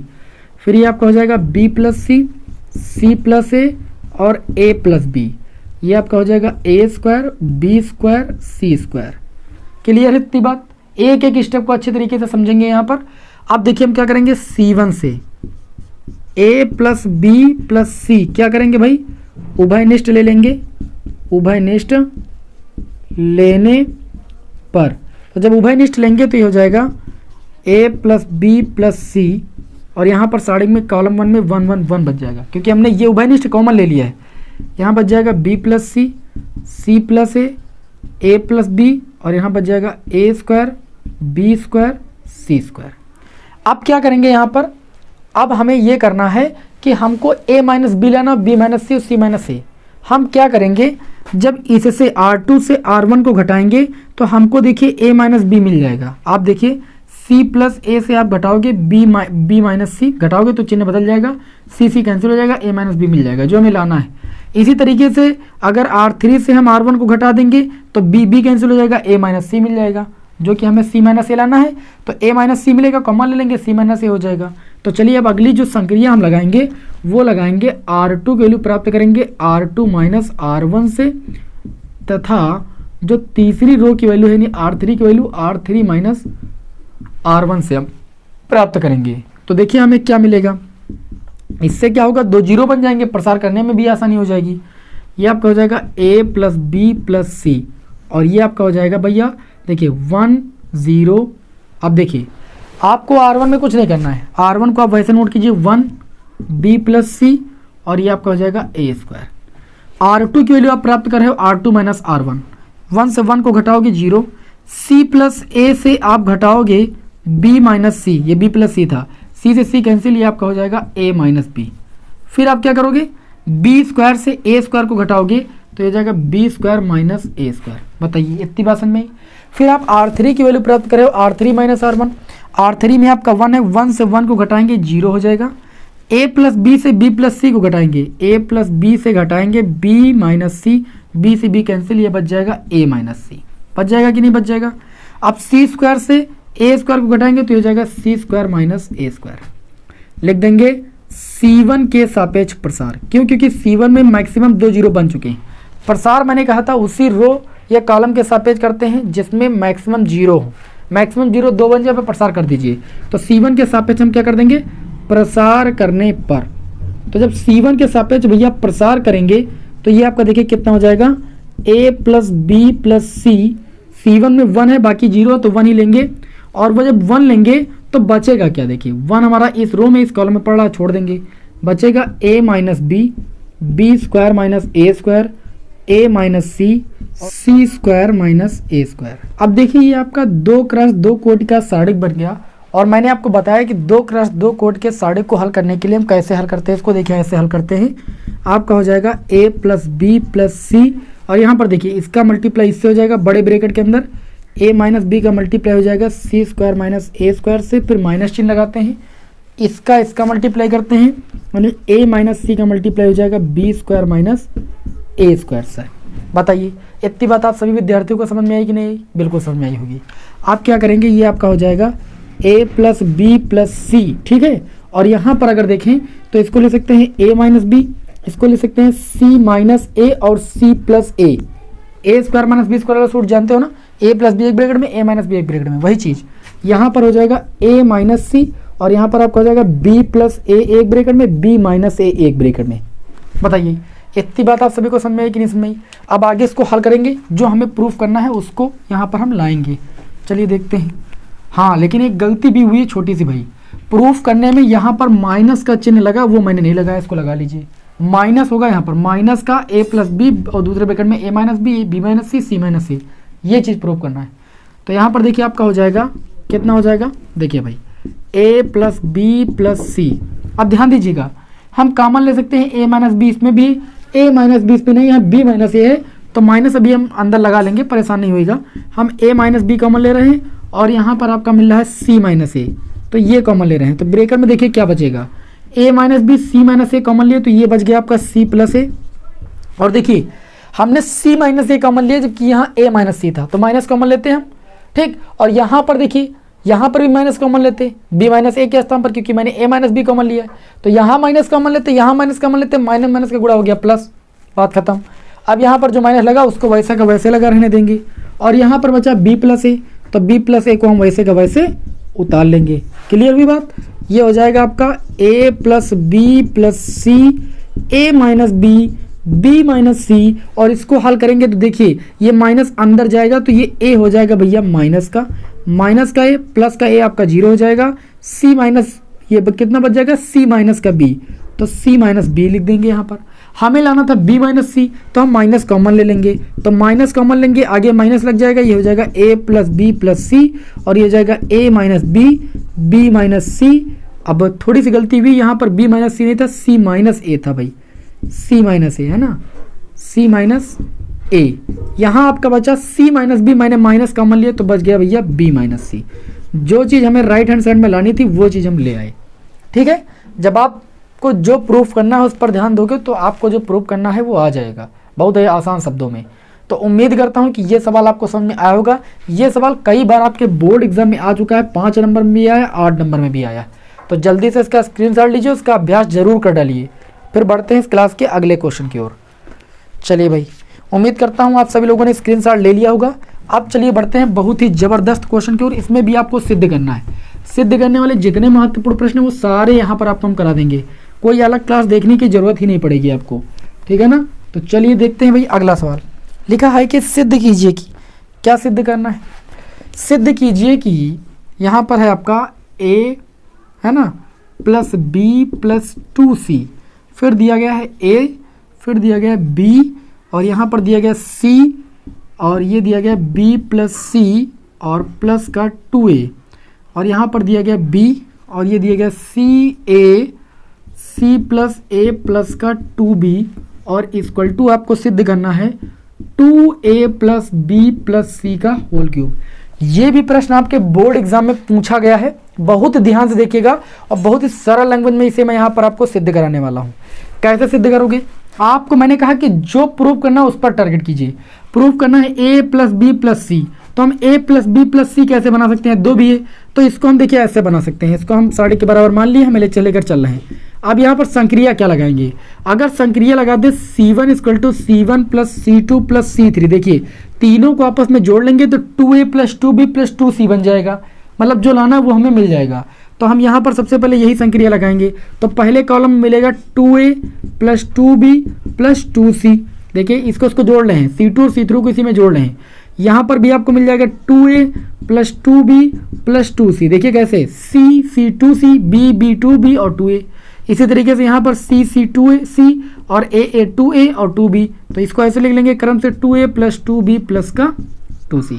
और C2 C3 में कुछ नहीं करना है, उसको वैसे उतार लेंगे a b plus c plus 2a b और c प्लस a प्लस का 2b। इस तरीके से हम नोट कर लेंगे। बताइए इतनी बात समझ में आ गई कि नहीं समझ में आ गई? इसको सही लिख देते हैं b, ठीक है ना। अब यहाँ पर जब हम उभयनिष्ठ ले लेंगे, C1 से उभयनिष्ठ ले लेंगे 2a प्लस बी प्लस सी, चाहे 2a plus 2b plus 2c बोलिए या 2 कॉमन लेकर के a प्लस बी प्लस सी बोलिए। ये हम C1 से कॉमन ले लेते हैं, तो यहाँ 1 1 1 बच जाएगा, ये a हो जाएगा b प्लस सी और प्लस का 2a हो जाएगा, b हो जाएगा, b हो जाएगा, a हो जाएगा, c प्लस a प्लस का 2b हो जाएगा। बताइए सभी विद्यार्थियों को समझ में आ रहा है ना? अच्छे तरीके से मैं एक्सप्लेन कर रहा हूँ आपको। चलिए अब आगे बढ़ते हैं। अब इसको हल करेंगे जब 3 1 1 1 बन जाए आपके एक रो या कॉलम में, बस आप कुछ ना कीजिए, आपको एक दूसरे से घटा करके 2 जीरो बना लीजिए और प्रसार कर दीजिए, आंसर आ जाएगा जो लाना है। तो यहाँ पर 1 1 1 बन चुका है। हम R2 का मान फाइंड करेंगे R2 माइनस R1 से, तथा R3 रो का मान फाइंड करेंगे R3 माइनस R1 से। आप R2 से R1 को घटाओगे 0 बन जाएगा, R3 से R1 को घटाओगे आपका 0 बन जाएगा, यहाँ पर 2 जीरो बन जाएंगे, बस प्रसार कर देंगे। आपकी इच्छा तो R1 से R2 घटा लो, R2 से R3 घटा लो, 2 जीरो तो किसी कंडीशन में बन ही जाएंगे, तो कोई भी संक्रिया लगा सकते हो, इसके लिए आप स्वतंत्र हो। 2 जीरो बनाओ, प्रसार करो, तो ये आपका हो जाएगा भैया, कितना हो जाएगा 2a प्लस बी प्लस का c। अब देखिए हम R2 की वैल्यू प्राप्त कर रहे हैं, R1 में कोई चेंजेस नहीं कर रहे हैं, 1ab, ठीक, उसको ऐसे लिख दिया। R2 R3 में इसलिए चेंजेस करें तो ये थोड़ा कम पड़ जाए, देख रहे हो ना, ये बड़ा है थोड़ा, ये कम पड़ जाए, तो R2 से R1 को घटाएंगे 0 बच जाएगा। अच्छा b plus C plus 2a से a घटाएंगे तो ये आपका बच जाएगा a प्लस बी प्लस सी बच जाएगा, घटा के देख लो, 2a से a के जाएगा, एक a बच जाएगा। अच्छा b से b जाएगा, कितना बच जाएगा भैया 0 बच जाएगा। आगे बात करें, R3 से R1 को माइनस करेंगे, 1 से 1 जाएगा 0 बच जाएगा, a से a जाएगा 0 बच जाएगा, c plus a plus 2b से ये b जाएगा, तो ये आपका केवल एक b बच जाएगा, a plus b plus c। अब आप देखिए यहाँ पर आपके 2 जीरो बन गए कि नहीं, C1 में प्रसार कर दीजिए C1 के सापेक्ष, तो C1 के सापेक्ष क्या करने पर भाई, प्रसार करने पर, तो C1 के सापेक्ष जब प्रसार करेंगे तो ये आपका आ जाएगा 2a प्लस बी प्लस सी, इतना आ जाएगा, और प्रसार करने पर 1 लेंगे, बाकी 0 है, तो 1 हमारा इस कॉलम में, इस रो में इतना छोड़ देंगे, तो बचेगा क्या आपका a प्लस बी प्लस सी बचेगा, और नीचे 0 बच जाएगा, इधर 0 बच जाएगा, यहाँ पर भी a प्लस बी प्लस सी बच जाएगा कि नहीं बच जाएगा, तो ये आपका हो जाएगा 2a प्लस बी प्लस सी। अभी बताया 2 क्रॉस 2 कोट के साड़ी को कैसे हल करना है, कैंची गुणा करना है ऐसे, तो a प्लस बी प्लस सी का गुणा a प्लस बी प्लस सी से हो जाएगा, तो a प्लस बी प्लस सी का होल स्क्वायर हो जाएगा, और माइनस 0 0 का गुणा 0 हो जाएगा। अब a प्लस बी प्लस सी के होल स्क्वायर का गुणा इससे करेंगे तो इस साड़ी का मान आ जाएगा 2a प्लस बी प्लस सी का होल क्यूब, जो कि आपको राइट हैंड साइड में प्रूफ करना था, वो आपका प्रूव हो चुका है। और उम्मीद करता हूं कि आप सभी लोगों ने भली बात क्वेश्चन को समझ लिया होगा, कॉन्सेप्ट आपको क्लियर हो रहा होगा कि कैसे आपको साड़ी के सिद्ध करने वाले प्रश्न लगाने हैं। यही है बस भैया, और कुछ नहीं है। साड़ी के सिद्ध करने वाले प्रश्नों का यही कॉन्सेप्ट है कि जो प्रूफ करना है उसको देखकर आप पंक्ति संक्रिया या स्तंभ संक्रिया को लगाइए, सवाल तुरंत लग जाएगा। ठीक है, यही रूल है। चलिए स्क्रीनशॉट लीजिए, फिर बढ़ते हैं एक और जबरदस्त क्वेश्चन की ओर। अभी हम, ठीक है ना, बहुत ही मस्त क्वेश्चन की ओर चलेंगे। हम इसको रफ कर देते हैं भाई। देखिए हम समय को लॉस नहीं कर रहे हैं क्योंकि मैराथन क्लास है और सारे चैप्टर को आपको पढ़ना है, तो समय लॉस इसलिए नहीं कर रहे हैं क्योंकि आपका बोर्ड एग्जाम बहुत करीब है। यदि आप बोर्ड एग्जाम के एक दिन पहले देखें तब भी आपको बोरियत ना महसूस हो। ठीक है, मेन क्वेश्चनों को पढ़ के यहाँ से जा सकते हो। चलिए आप बढ़ेंगे अगले क्वेश्चन की ओर। अगला क्वेश्चन भैया गारंटी के साथ कहता हूं, अनसॉल्व पेपर उठा लो, प्रीवियस ईयर का पेपर उठा लो, अरे कई बार रिपीट हुआ है, आपको लगातार सेटों में देखने को मिलेगा। सिद्ध कीजिए कि क्या सिद्ध करना है, सिद्ध कीजिए 1 प्लस ए 1 1, फिर लिखा 1 1 प्लस बी 1 1 1 1 प्लस सी, ठीक, इक्वल टू आपको क्या सिद्ध करना है, ए बी सी ब्रैकेट में 1 अपान ए प्लस 1 अपान बी प्लस 1 अपान सी और प्लस का 1, ये चीज आपको प्रूफ करना है। मैंने कहा साड़ी के सवालों में अगर सिद्ध करने वाला प्रश्न आ रहा है तो जो सिद्ध करना है उसको देखकर पंक्ति संक्रिया या स्तंभ संक्रिया लगा दीजिए आप। तो यहाँ पर देखिए हमको प्रूफ करना है 1 अपान ए 1 अपान बी 1 अपान सी, ये चीज तो प्रूफ करना है। तो हम कैसे ला सकते हैं, देखिए अगर हम R1 में कितना कॉमन ले लें, ए कॉमन ले लें, लिखिए देखिए R1 से ए, R2 से अगर बी कॉमन ले लें, है ना, ध्यान से देखिएगा पहले, तथा R3 से C कॉमन लेने पर, तथा R3 के मतलब तीसरी रो से C उभयनिष्ठ लेने पर, क्या लेने पर भाई, उभयनिष्ठ लेने पर। तो जैसे ही उभयनिष्ठ लेंगे हम तो ये A B C आ जाएगा। A कॉमन लिया गया है R1 से, तो A जब कॉमन लेंगे तो देखिए यहाँ A के स्थान पर 1 बचेगा और 1 के स्थान पर हो जाएगा 1 अपान ए, क्योंकि 1 में तो A कॉमन मिल नहीं रहा है तो A बट्टे में चला जाएगा, यहाँ पर कॉमन नहीं मिला है तो ये बट्टे में चला जाएगा, यहाँ पर कॉमन नहीं मिला है तो ये बट्टे में चला जाएगा। अच्छा यहाँ से मैंने B कॉमन लिया तो ये 1 बट्टे B हो जाएगा, 1/b और प्लस का 1, क्योंकि यहाँ b तो कॉमन मिल गया, यहाँ पर नहीं मिला तो बटे में चला गया, यहाँ नहीं मिला तो यहाँ पर b बटे में चला जाएगा। अच्छा R3 से हम c कॉमन ले रहे हैं तो 1/c और यहाँ पर 1 + 1/c ऐसे ही आपका हो जाएगा। बताइए इतनी बात समझ में कि नहीं। अब आपको जो प्रूव करना था उसका आधा पोर्शन तो आ चुका है बड़ी ही सिंपल तरीके से। अब सबसे बढ़िया देखिए क्या आप कर सकते हो, आपको लाना था 1/a 1/b 1/c + 1। अगर हम C1 C2 C3 को जोड़ दें, नहीं मिलेगा क्या, नहीं मिलेगा। अगर हम R1 R2 R3 को जोड़ दें तब हमको ये वाला स्टेप मिल जाएगा। तो R1 की वैल्यू प्राप्त करेंगे R1 + R2 और प्लस R3 से। तो हमें क्या मिलने वाला है इधर देखते हैं। देखिए हमको मिल गया है ABC, और जब R1 R2 R3 जोड़ेंगे तो हमें मिलेगा 1/a + 1/b + 1/c + 1 मिलेगा कि नहीं। यहाँ पर भी यही मिलेगा, यहाँ पर भी यही मिलेगा। तो यहाँ पर लिखेंगे 1/a + 1/b + 1/c + 1, फिर मिलेगा 1/a + 1/b + 1/c + 1। बताइए वहाँ तक दिखाई पड़ा है, नहीं दिखाई पड़ा है, हम दिखा रहे हैं आपको। देखिए अब दिखाई पड़ा आपको, ठीक। उसके बाद देखिए नीचे क्या बचेगा, नीचे बचेगा 1/b, फिर बचेगा 1 + 1/b, फिर बचेगा 1/b, फिर बच जाएगा 1/c 1/c 1 + 1/c। क्लियर। अब देखिए ये आपका हो जाएगा ABC, ठीक। हम R1 से इतना उभयनिष्ठ ले लेंगे 1/a + 1/b + 1/c + 1। तो साड़ी के अंदर बचेगा क्या, 1 1 1 1/b 1 + 1/b 1/b 1/c 1/c 1 + 1/c। अब किसी तरीके से किसी रो या कॉलम में हमें 2 जीरो बनाने और प्रसार कर देना है बस। बाकी जो प्रूफ करना था वो आपका आ चुका है, और इसको हल करने पर आप अंदाजा लगा सकते हो कि 1 ही मिलेगा। 1 नहीं मिलेगा तो ये चीज़ प्रूफ कैसे होगी, 1 से गुणा करेंगे बस इतना ही रह जाएगा, इतना ही प्रूफ करना है। तो चलिए आगे क्या काम करते हैं। हमने कहा कि जब सारा काम हो जाए तो आपको 2 जीरो बनाने हैं, ठीक, प्रसार कर देना है। इसको रफ करें भाई, स्क्रीन शॉट लेना ले लीजिए, बाद में नहीं कहना।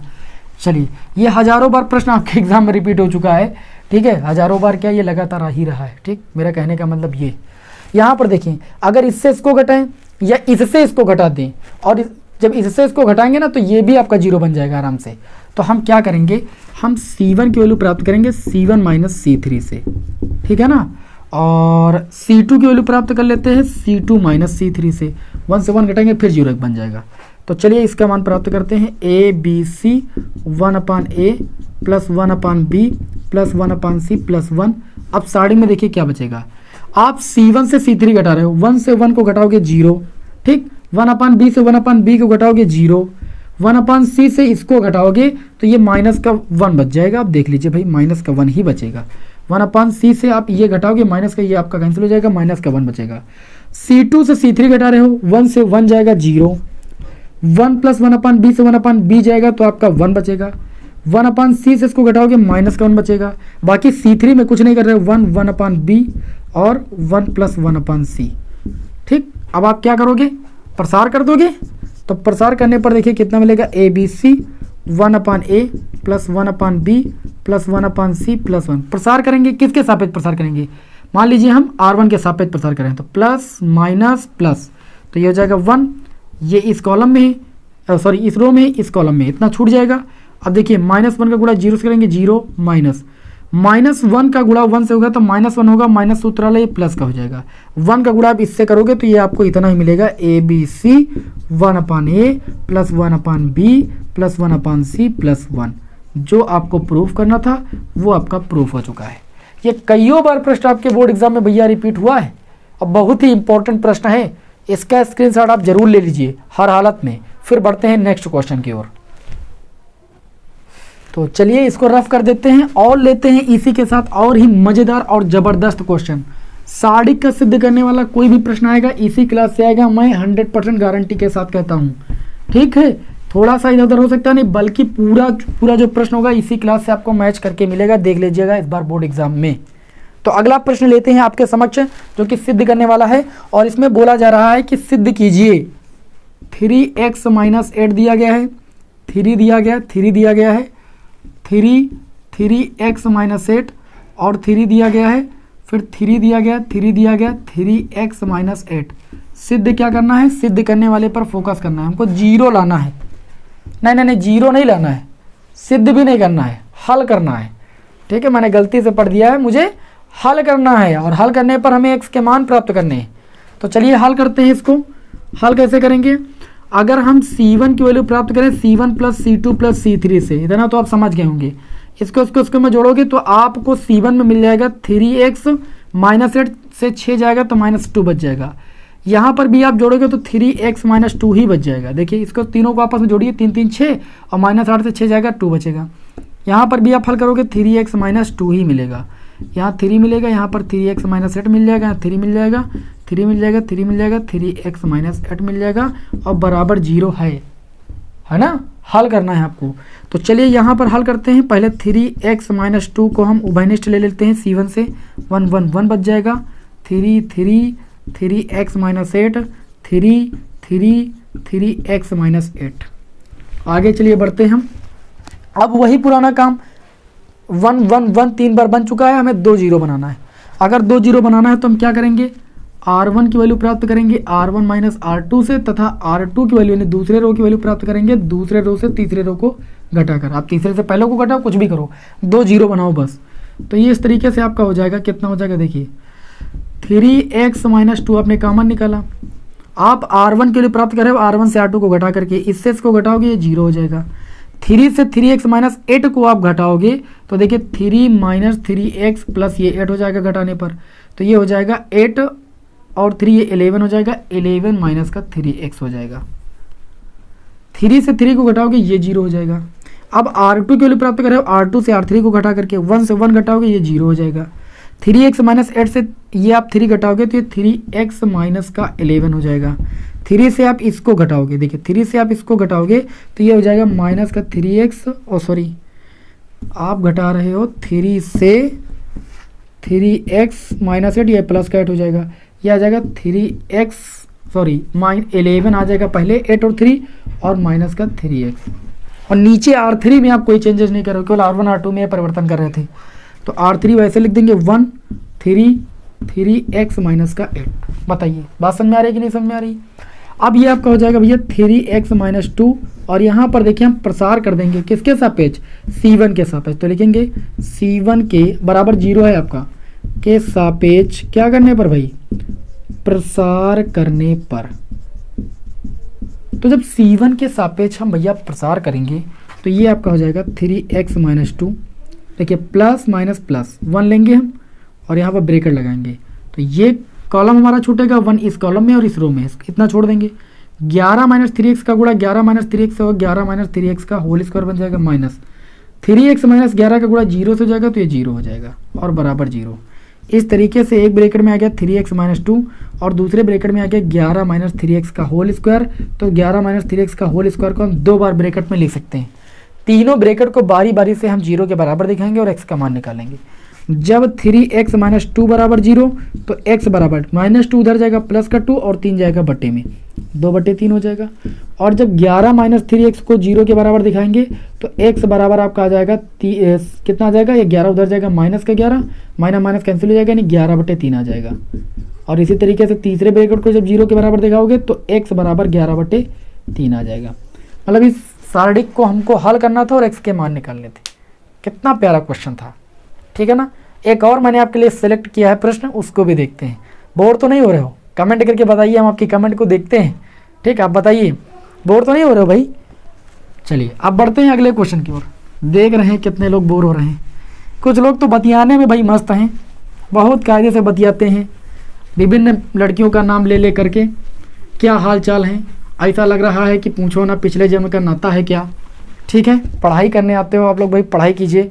बहुत गलत बात है, आप सभी लोगों के बोर्ड एग्जाम बहुत ज़्यादा करीब हैं और आप लोग चैटिंग में लड़कियों से बातें किया करते हो। अरे उसे लड़कियां नहीं होती हैं, वो लड़के ही होते हैं चैटिंग में, नाम बदल बदल कर आपको परेशान करते हैं। पता नहीं क्या इंटरेस्ट मिलता है आप लोगों को। बहुत सारे ऐसे बच्चे हैं, कहेंगे सिस्टर मैं आपका भाई हूँ। अरे किसी भैया से भी बात कर लो, बहुत सारे भैया आपको मिलेंगे, ठीक है, चैटिंग में, क्या बताएं। चलिए अगले क्वेश्चन की ओर बढ़ते हैं। अगला क्वेश्चन है आपका, अगला क्वेश्चन क्या है आपका? x प्लस ए, ठीक, ए फिर दिया गया है b, x प्लस बी, फिर दिया गया है b, है ना, c x प्लस सी और इक्वल टू 0। सारणिक रूप में दिए गए निम्नलिखित समीकरण से x का मान ज्ञात कीजिए। ठीक है, तो x का मान ज्ञात करना है। चलिए x का मान ही निकाल लेते हैं, या इसको सिद्ध करने के रूप में भी पूछा जा सकता है। चाहे तो आप इसका मान निकालिए, और या फिर ये सवाल ऐसे दिया गया बराबर सिद्ध कीजिए। सिद्ध करने वाला ले लेते हैं, ज़्यादा बेस्ट है। मान निकालना तो केवल हल करना है बस।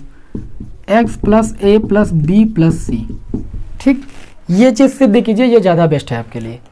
तो मैंने कहा कि जो सिद्ध करना है आपको, क्या करोगे, उसको देखोगे और उसी को देखते हुए आप रो रिडक्शन या कॉलम रिडक्शन लगाओगे।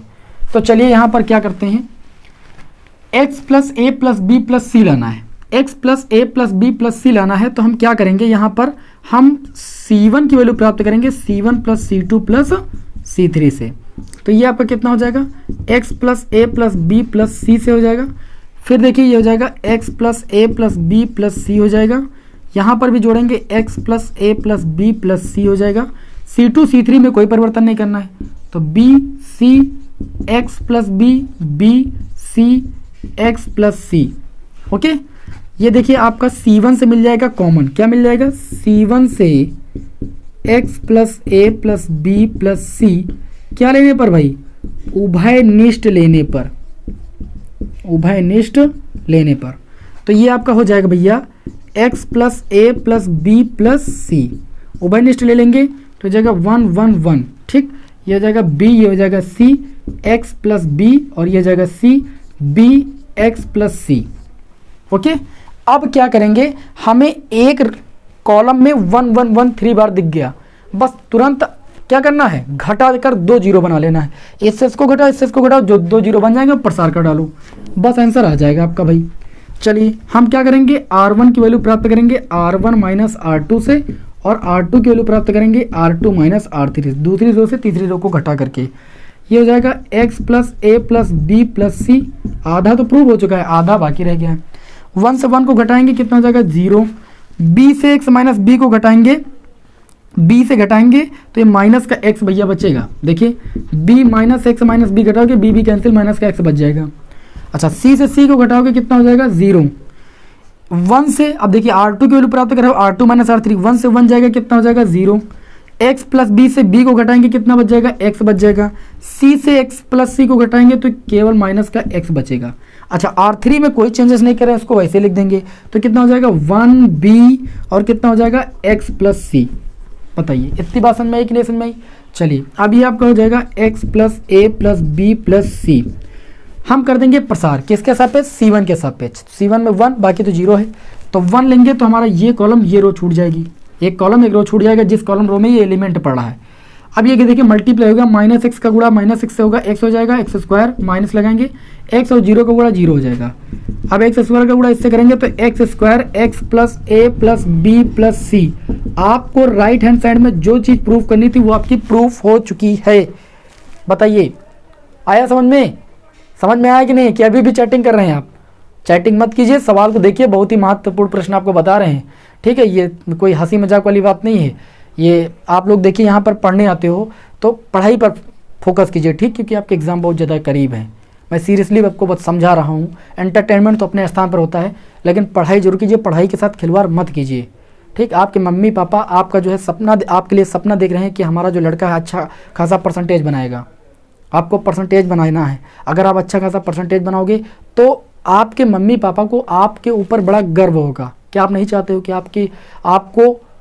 आपके ऊपर आपके मम्मी पापा को गर्व हो? सभी विद्यार्थी चाहते हैं। तो सभी विद्यार्थियों से अनुरोध है कि क्लास को देखिए भाई, है ना, अच्छे तरीके से देखिए। एक एक क्वेश्चन मैंने आपके लिए सिलेक्ट किया है, बहुत ही अच्छे तरीके से सिलेक्ट किया है, तो इसी को आप देखिए, और इससे आप लोगों की जो पढ़ाई होगी वो स्ट्रांग होगी, मैथ आपकी स्ट्रांग होगी और आप बढ़िया स्कोर कर पाओगे। चलिए हम शुरू करते हैं फिर आगे के क्वेश्चन की ओर, और इसको हम थोड़ा सा रफ कर देते हैं, बढ़ते हैं नेक्स्ट क्वेश्चन की ओर। स्क्रीनशॉट आपको लेना है तो ले लीजिए। तो अब एक सवाल और आप लोगों के सामने लेंगे जो बहुत ही बढ़िया और ज़बरदस्त प्रश्न होगा, जिसमें आप सभी लोगों का दिमाग थोड़ा सा घूमेगा। बोर्ड एग्जाम में रिपीटेड प्रश्न है, तो ध्यान से देखिएगा आप सभी लोग। बहुत ही मस्त क्वेश्चन आप सभी के समक्ष लिया हुआ है। अगला क्वेश्चन आपको जो दिया गया है वो देखते हैं। एनसीईआरटी का क्वेश्चन मैंने आपके समक्ष उठाया है। इसमें बोला जा रहा है कि सिद्ध कीजिए कि, ठीक है ना, सिद्ध कीजिए कि ए स्क्वायर, ठीक है, बी सी बी स्क्वायर और सी ए, सी और सी स्क्वायर और ए बी बराबर आपका है ए माइनस बी, है ना, बी माइनस सी और दिया गया है सी माइनस ए और आपका दिया गया है A B plus B C plus C A. देखिए कितना गजब का क्वेश्चन है। ये चीज़ आपको प्रूव करनी है। मैंने आपको बता दिया है अच्छे तरीके से कि जो प्रूव करना है उसके अकॉर्डिंग आप संक्रिया लगाइए। आपको प्रूव करना है ए माइनस बी, तो आप क्या कीजिए, C1 से C2 को माइनस कीजिए, C1 की वैल्यू प्राप्त कीजिए C1 minus C2, B minus C प्राप्त होगा जब C2 की वैल्यू प्राप्त करोगे C2 माइनस C3 से। तो चलिए ये काम करते हैं। पहले A से B को घटाएंगे, A माइनस B आ जाएगा कि नहीं आ जाएगा? आ जाएगा भाई। फिर इससे इसको घटाएंगे B माइनस C, फिर ये C हो जाएगा। इससे इसको घटाएंगे A square minus B square और ये B square minus C square और ये C स्क्वायर हो जाएगा। इससे इसको घटाएंगे तो दोनों में C कॉमन मिल जाएगा, ये B माइनस A हो जाएगा ना, C कॉमन लेंगे B माइनस A। इससे इसको घटाएंगे A कॉमन लेंगे तो ये हो जाएगा C माइनस का B और ये आपका हो जाएगा AB। अब हम क्या करेंगे, C1 से A माइनस B कॉमन लेंगे, C2 से B माइनस C कॉमन लेंगे। तो C1 से लिखना पड़ेगा A माइनस B व C2 से B माइनस C उभय निष्ठ लेने पर। क्या लेने पर भाई? उभय निष्ठ लेने पर। तो चलिए उभय निष्ठ ले लेते हैं। तो ये आपका हो जाएगा A minus B, B minus C, यहाँ पर बच जाएगा देखिए 1, ठीक। यहाँ पर कितना A square minus B square है तो A माइनस B कॉमन लिया, A प्लस B बच जाएगा, A प्लस B बच गया। यहाँ से आपने B माइनस C में 1 कॉमन लिया, यहाँ पर आपका B प्लस C बच जाएगा, ठीक। यहाँ पर आपने A माइनस B कॉमन लिया, यहाँ पर B माइनस A तो माइनस का C बचेगा। यहाँ पर B माइनस C कॉमन लिया है आपने C2 से, तो यहाँ पर आपका C माइनस B था तो माइनस का A बच जाएगा। और बाकी आपको C3 में कोई चेंजेस नहीं करना है, C3 को वैसे ही रहने देना है। अब क्या करेंगे भाई, अब यहाँ पर हम क्या करेंगे, यहाँ पर अगर ध्यान से देखें तो हमें लाना था C माइनस A, ठीक। अगर हम C2 को C1 से घटा दें तो देखिए B कैंसिल हो जाएगा, C माइनस A हमें मिल जाएगा। तो यहाँ पर अगले स्टेप में हम क्या करेंगे, हमको लाना C माइनस A, तो हम C2 की वैल्यू प्राप्त करेंगे C2 माइनस C1 से, तो हमें ये वाला स्टेप भी मिल जाएगा। तो इस तरीके से A minus B, B minus C आपका बाहर आ ही चुका है। अब चलिए देखिए, हम C1 में कोई चेंजेस नहीं कर रहे हैं, C1 में जो लिखा था उसको वैसे का वैसे लिख देते हैं। हम C2 की वैल्यू प्राप्त कर रहे हैं C2 माइनस C1 से, इससे इसको घटाएंगे तो ये आपका 0 हो जाएगा। B प्लस C से घटाएंगे A माइनस B तो B कैंसिल हो जाएगा, ये C माइनस A आ जाएगा। अच्छा, माइनस A से C को घटाएंगे तो आपका प्लस का C माइनस A आ जाएगा, यानी C माइनस A आ जाएगा। C3 में कोई चेंजेस नहीं करना, C स्क्वायर और ये कितना हो जाएगा AB। अब आपको दिखाई पड़ रहा है कि अगर हम C2 से C माइनस A कॉमन ले लें तो कोई दिक्कत नहीं। तो चलिए कॉमन ले लेते हैं, A minus B, B minus C और ये C माइनस A हो जाएगा। बच जाएगा 1 0 C और A plus B 1 C square और माइनस C 1 AB। इतना बच जाएगा कि नहीं बताइए? बच जाएगा ना। चलिए अब क्या करेंगे यहाँ पर, अब तो आसान हो गया भाई। अब हम प्रसार कर दें, किसी के सापेक्ष प्रसार कर दें, अभी कुछ कम तो पड़ेगा नहीं भाई, वैसे ज़्यादा कम नहीं कर सकते हैं, प्रसार कर देते हैं। एक 0 बन गया है, R1 के सापेक्ष प्रसार, R1 के सापेक्ष क्या करने पर भाई, प्रसार करने पर, क्या करने पर, प्रसार करने पर। चलिए इसको रफ करें भाई थोड़ा सा, तभी तो आपको आगे बताएंगे। हाँ रफ कर दीजिए सर जी, तब बताइए। ओके चलिए आगे बढ़ते हैं। यहाँ पर देखिए आपका कितना हो जाएगा, A minus B, B minus C और कितना हो जाएगा C माइनस A। प्रसार करेंगे R1 के सापेक्ष, तो यहाँ बड़ा ब्रैकेट लगा लेंगे 1, पहले प्लस माइनस फिर प्लस, ये तो करते हैं। तो यहाँ पर देखिए 1 वाला कॉलम रो सब छोड़ देंगे तो बचेगा हमारा कितना, बचेगा आपका 1 C स्क्वायर और 1 AB बचेगा। फिर ये तो 0, इसको छोड़िए, प्लस माइनस फिर प्लस C कर लेंगे तो प्लस C वाला कॉलम और रो छूट जाएगा तो बच जाएगा A प्लस B 1 और माइनस C 1, इतना ही तो बचेगा। हल करते हैं A minus B, B minus C, C minus A। यहाँ पर देखें बड़े ब्रैकेट को, तो ये AB हो जाएगा माइनस ये कितना हो जाएगा C स्क्वायर हो जाएगा। हल करने पर AB minus C square, plus लगाएंगे, यहाँ पर C है गुणे में, इसको हल करेंगे 1 का गुणा A प्लस B से A प्लस B, ठीक, इसको रब कर देते हैं। फिर माइनस C का गुणा 1 से होगा माइनस C और माइनस सूत्र वाला प्लस का C हो जाएगा।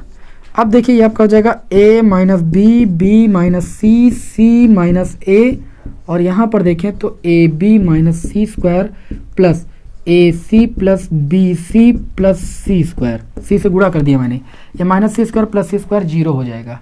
ठीक, इधर लगा देते हैं, थोड़ा सा रफ कर दें थोड़ा, तब इसको इधर लगाते हैं। चलिए देखिए, ये आपको मिला यहाँ पर a minus B minus C minus A, ये इतना आपको मिल गया। यहाँ पर देखिए ए बी सी और सी ए मिल गया, तो इसको एक ब्रैकेट में लिख लेंगे A B plus B C plus C A. और आप देख सकते हो कि राइट हैंड साइड में आपको यही चीज़ प्रूफ करनी थी। बहुत ही ज़बरदस्त तरीके से मैंने सवाल को प्रूफ करना बताया है, और उम्मीद करता हूं कि अब आपको साड़ी के सिद्ध करने वाले सवालों में कोई दिक्कत नहीं होगी। चलिए इसका भी स्क्रीनशॉट ले लीजिए, बहुत ही महत्वपूर्ण प्रश्न है। तो चलिए आप देखिए, हमारे जो सिद्ध करने वाले प्रश्न थे वो मैंने लगभग आप लोगों को बहुत ही ज़्यादा मात्रा में इंपॉर्टेंट क्वेश्चन जितने भी थे सारे मैंने आपको करा दिए हैं। और मैं उम्मीद करता हूं कि आपके एग्जाम में अगर कोई ऐसा क्वेश्चन आता है तो आप सिद्ध कर ले जाओगे, क्योंकि आपको कॉन्सेप्ट क्लियर हो चुका है। आगे अब हम अपने अगले टॉपिक की ओर बढ़ेंगे इस चैप्टर के, जिसमें हम ये सीखेंगे कि निर्देशांक ज्यामिति का सारणिक में क्या अनुप्रयोग है। क्या अनुप्रयोग है? त्रिभुज का क्षेत्रफल ज्ञात करने में भी सारणिक का अनुप्रयोग है, या सारणिक का प्रयोग किया जाता है। कैसे किया जाता है? देखिए अभी तक क्या होता था कि आपको x1, y1, एक बिंदु x2, y2, एक बिंदु x3, y3 दिया जाता था। तो हम त्रिभुज का क्षेत्रफल का सूत्र क्या लगाते थे? 1/2 बड़ा ब्रैकेट x1 ब्रैकेट ऑफ करते थे, x2 ब्रैकेट ऑफ करते थे, x3 ब्रैकेट ऑफ करते थे, और सूत्र लगा देते 23, 31, 12। 23 का मतलब y2 माइनस y3, ठीक, और 31 का मतलब y3 माइनस y1, 12 का मतलब y1 माइनस y2। और इस सूत्र को अप्लाई करके हम सबके मान रख देते थे और हल कर लेते थे। और अगर त्रिभुज का क्षेत्रफल हमें 0 मिलता था तो हम कहते थे कि ये तीनों बिंदु संरेखीय है। ठीक है, या त्रिभुज का क्षेत्रफल निकालने के लिए बोला जाता था, तब भी ये सूत्र लगा करके हम क्या करते थे? त्रिभुज का क्षेत्रफल निकाल लेते थे। अब हम सारणिक के अंतर्गत कैसे 3 बिंदु दिए जाएंगे तो हम जो है सारणिक के प्रयोग की सहायता से उस त्रिभुज का क्षेत्रफल निकाल पाएंगे। उसके लिए हम क्या करेंगे? जैसे 3 बिंदु दिए गए हैं तो हम यहाँ पर त्रिभुज का क्षेत्रफल सारणिक के प्रयोग के अंतर्गत यहाँ सूत्र लगाएंगे 1/2 x1 y1 लिख देंगे, फिर x2 y2, यहाँ पर x2 y2 लिख देंगे, यहाँ पर x3 y3 लिख देंगे, यहाँ पर 1 1 1 लिख देंगे। अब क्या करेंगे? आप तो जानते हो ना कि 3 क्रॉस 3 कोड के सारणिक को कैसे हल करते हैं।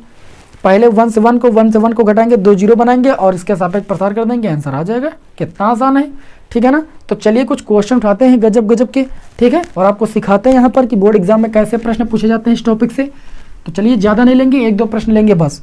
ठीक, जैसे आपको एक प्रश्न दिया गया है कि दर्शाइए कि, ठीक, क्या करना है? दर्शाइए कि एक बिंदु दिया गया a, b प्लस सी, और दूसरा बिंदु दिया गया b, c प्लस ए, और तीसरा बिंदु दिया गया c, a प्लस b। इस तरीके से आपको बिंदु दिए गए हैं और कहा जा रहा है कि ये तीनों बिंदु संरेख सिद्ध कीजिए, लेकिन सारणिक की तरीके से, है ना कि आपको उस तरीके से जो हमने छोटी क्लासों में पढ़ा है।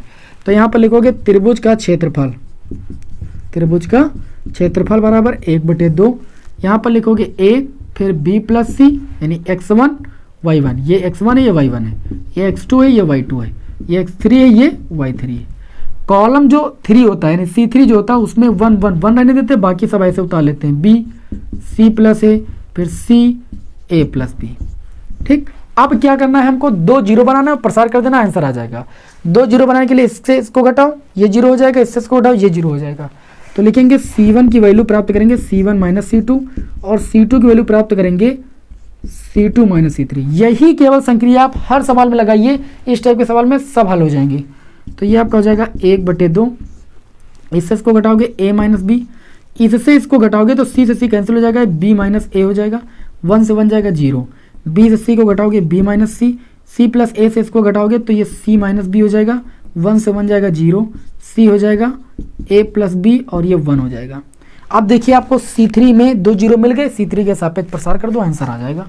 तो यहाँ पर लिखेंगे C3 के सापेक्ष, C3 के सापेक्ष प्रसार करने पर, क्या करने पर? प्रसार करने पर। तो ये आपका हो जाएगा 1/2। प्रसार करेंगे भाई, प्रसार करने पर बड़ा ब्रैकेट लगाएंगे। तो देखिए हमारा प्रसार करने पर ये वाला छूटेगा इतना, 1 इस रो में है तीसरी वाली, और तीसरे वाले कॉलम में छोड़ देंगे। ये आपका बचेगा कितना? बचेगा 1। सारणिक के अंदर बचेगा आपका a माइनस बी, और b माइनस ए, और b माइनस सी, और बच जाएगा आपका c माइनस बी। ठीक, अब इसको हल करना तो जानते हो ना सभी लोग, 1/2 क्या करेंगे, मल्टीप्लाई करेंगे, c माइनस बी का गुणा इससे होगा तो हो जाएगा ac, a का गुणा b से हो जाएगा माइनस ab, b का गुणा b से हो जाएगा माइनस का bc, b का गुणा b से हो जाएगा प्लस का b स्क्वायर हो जाएगा। अब क्या करेंगे, इसका इससे गुणा करेंगे और माइनस चिन्ह लगाएंगे। ठीक, ब्रैकेट लगा देंगे, बाद में ब्रैकेट के अंदर माइनस से गुणा कर देंगे, b का गुणा b स्क्वायर, b a का गुणा माइनस ab, दिखाई पड़ा है ना। और देखिए c का गुणा b से करेंगे माइनस का bc, c का गुणा इससे करेंगे तो प्लस का ac हो जाएगा। कितना हो जाएगा, ac, ब्रैकेट ऑफ कर देंगे। अब माइनस का मल्टीप्लाई अंदर से करेंगे, ac minus ab minus bc plus b square minus b square plus का ab, माइनस अंदर गया, सब माइनस वाले प्लस, प्लस वाले माइनस के, प्लस bc और माइनस का ac। समझ गया ना, चिन्ह बदल गए। अब देखिए ये ac प्लस का और ये ac माइनस का, ये bc माइनस का, ये bc प्लस का, ये ab माइनस का, ये ab प्लस का, ये b स्क्वायर प्लस का, ये b स्क्वायर माइनस का, सब जीरो बचा। और इस तरीके से आपका त्रिभुज का क्षेत्रफल कितना आ गया, 0। और जब आपको 3 बिंदु दिए जाएं और उनके द्वारा त्रिभुज का क्षेत्रफल जब निकालें तो आपका 0 आ जाए, तो इस स्थिति में हम कहते हैं कि वो तीनों बिंदु क्या हैं, संरेखीय। अतः तीनों बिंदु क्या होंगे, तीनों बिंदु संरेखीय हैं। ठीक, क्या है, संरेखीय, यानी एक ही रेखा में। कोई भी जब वो आकृति ही नहीं बनाएंगे, क्षेत्रफल ही नहीं रहेगा, तो इसका मतलब वो एक ही रेखा में है, संरेखीय है। चलिए इस सवाल का स्क्रीनशॉट लीजिए और एक मैं सिद्ध करने वाला इसी पर आधारित प्रश्न लेता हूँ जो कि बोर्ड एग्जाम में कई बार पूछा गया है, फिर आगे बढ़ते हैं भाई। ठीक है, चलिए उम्मीद करता हूँ स्क्रीनशॉट आपने ले लिया होगा। एक बहुत ही गजब का क्वेश्चन लेते हैं। ठीक, इस टॉपिक पर बस 2 ही क्वेश्चन लेंगे, बाकी अब आप सभी लोग कर सकते हो। जैसे के का मान निकालने के लिए बोल दिया जाए, कह दिया जाए कि ये तीनों बिंदु संरेखीय, के का मान निकालिए, पॉइंट में कहीं पर के दे दी जाए, तो आप कुछ नहीं करना, इस क्षेत्रफल का मान 0 के बराबर दिखा देना और कैलकुलेशन कर लेना, के का मान आ जाएगा। ठीक, अब एक थोड़ा सा बढ़िया क्वेश्चन है, इसी टॉपिक पर आधारित है, उसको दिखा देते हैं आप लोगों को सॉल्व करके, है ना। बहुत ही इंपॉर्टेंट क्वेश्चन है, एग्जाम में पूछा गया है। इसमें बोला जा रहा है कि यदि बिंदु a1 कामा b1, ऐसे सवालों में दिक्कतें होती है आपको, a1 कामा b1, और दिया गया है दूसरा बिंदु a2 कामा b2, और तीसरा बिंदु दिया गया आपको a1 प्लस a2, है ना, और कामा b1 प्लस b2। ये कहा जाए कि संरेखीय है। संरेखीय है तो आपको सिद्ध करना है कि a1 b1 बराबर a2 b1, a1 b2 था यहाँ पर, बराबर a2 b1। आपको ये चीज़ सिद्ध करनी है अगर ये तीनों बिंदु संरेखीय। अगर तीनों बिंदु संरेखीय तो मैंने कहा कि त्रिभुज का क्षेत्रफल 0 के बराबर होगा, तो लिखेंगे त्रिभुज का क्षेत्रफल बराबर 0। त्रिभुज का क्षेत्रफल सरणी के रूप में होता है 1/2 x1 की वैल्यू कितनी है a1, x2 की वैल्यू b1, यहाँ तो 1 1 1 ही होता है तो उसको वैसे रहने देंगे। देखिए ऐसे b1 1 1 1, और यहाँ पर है आपका a2 b2, a1 plus a2 और b1 प्लस b2। ठीक, बराबर 0। ये 2 आ जाएगा 0 के गुणे में, 2 उधर चला गया, अब इधर केवल इतना बचा। यहाँ पर c1 की वैल्यू प्राप्त करेंगे c1 माइनस c2, और c2 की वैल्यू प्राप्त करेंगे c2 माइनस c3, क्योंकि हमें 2 0 बनाने। तो देखिए a1 माइनस ये आपका a2 हो जाएगा, इससे इसको घटाओगे b1 माइनस b2 हो जाएगा, 1 से 1 जाएगा 0 हो जाएगा, a2 से इसको घटाओगे तो एक केवल माइनस का a1 बचेगा, और b2 से इसको घटाओगे तो माइनस का b1 बचेगा, 1 से 1 घटाओगे 0, और ये आपका a1 प्लस a2 हो जाएगा, b1 प्लस b2 हो जाएगा, और ये 1 हो जाएगा, और बराबर 0। अब वही पुराना काम c3 के सापेक्ष क्या कर देंगे भाई, प्रसार कर देंगे। लिखेंगे c3 के सापेक्ष क्या करने पर, प्रसार करने पर, क्या करने पर, प्रसार करेंगे।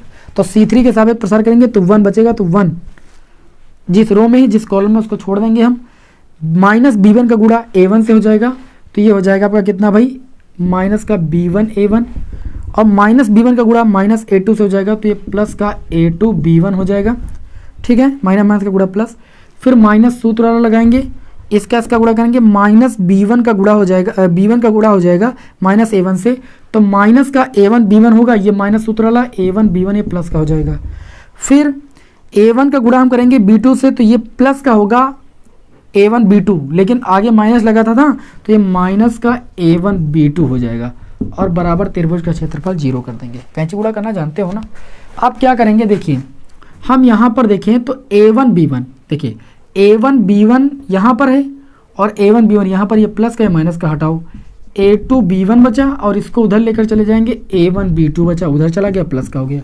और राइट आप देख सकते हो, राइट नहीं, आपको जो सवाल में प्रूफ करना था भाई वो आपका भाई प्रूफ हो चुका है ज़बरदस्त तरीके से।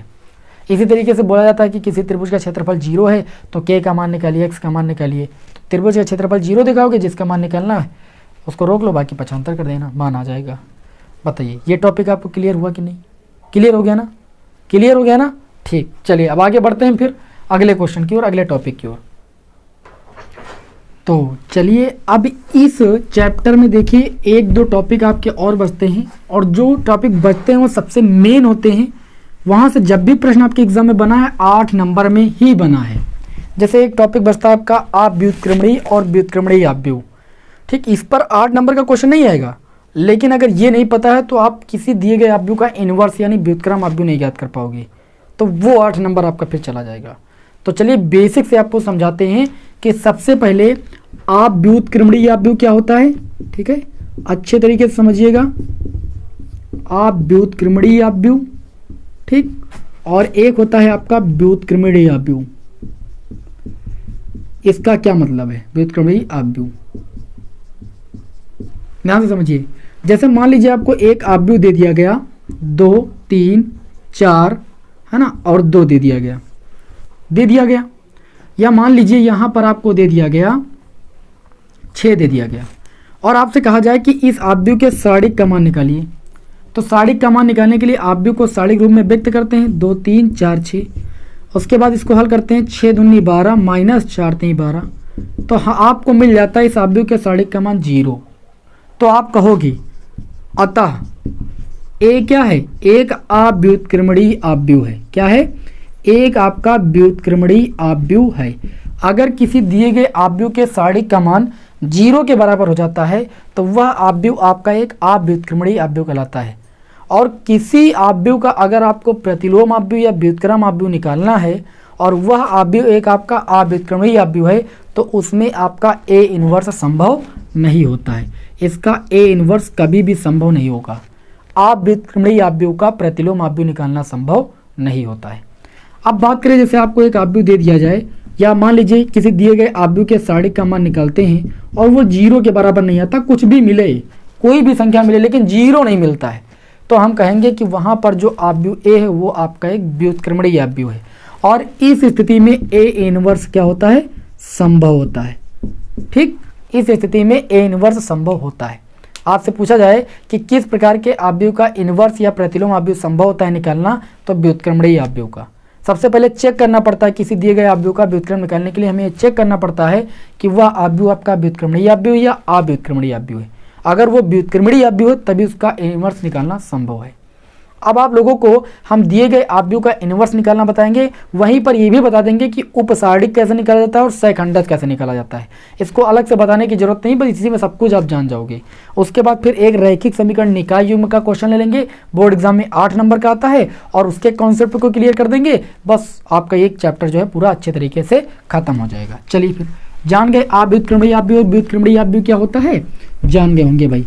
चलिए अब हमारा जो टॉपिक रहेगा वो रहेगा किसी दिए गए अपव्यय का व्युत्क्रम ज्ञात करना, उसी में सहखंडज अपव्यय और क्या निकाल लेंगे भाई, उसी में हम उपसारणिक निकालेंगे। चलिए अच्छा थोड़ा सा बता देते हैं। जैसे मान लीजिए आपको अपव्यय A11, A12, A13 दे दिया गया, A21, A22, A23 और A31, A32, A33 दे दिया गया, और आपसे बोला जाए कि आप इस सारणिक के उपसारणिक का मान निकालिए। अब किसके उपसारणिक का मान, एलिमेंट तो 9 है, जैसे बोल दिया जाए कि A32 के उपसारणिक का मान, के उपसारणिक का मान, ध्यान दीजिएगा उपसारणिक का मान।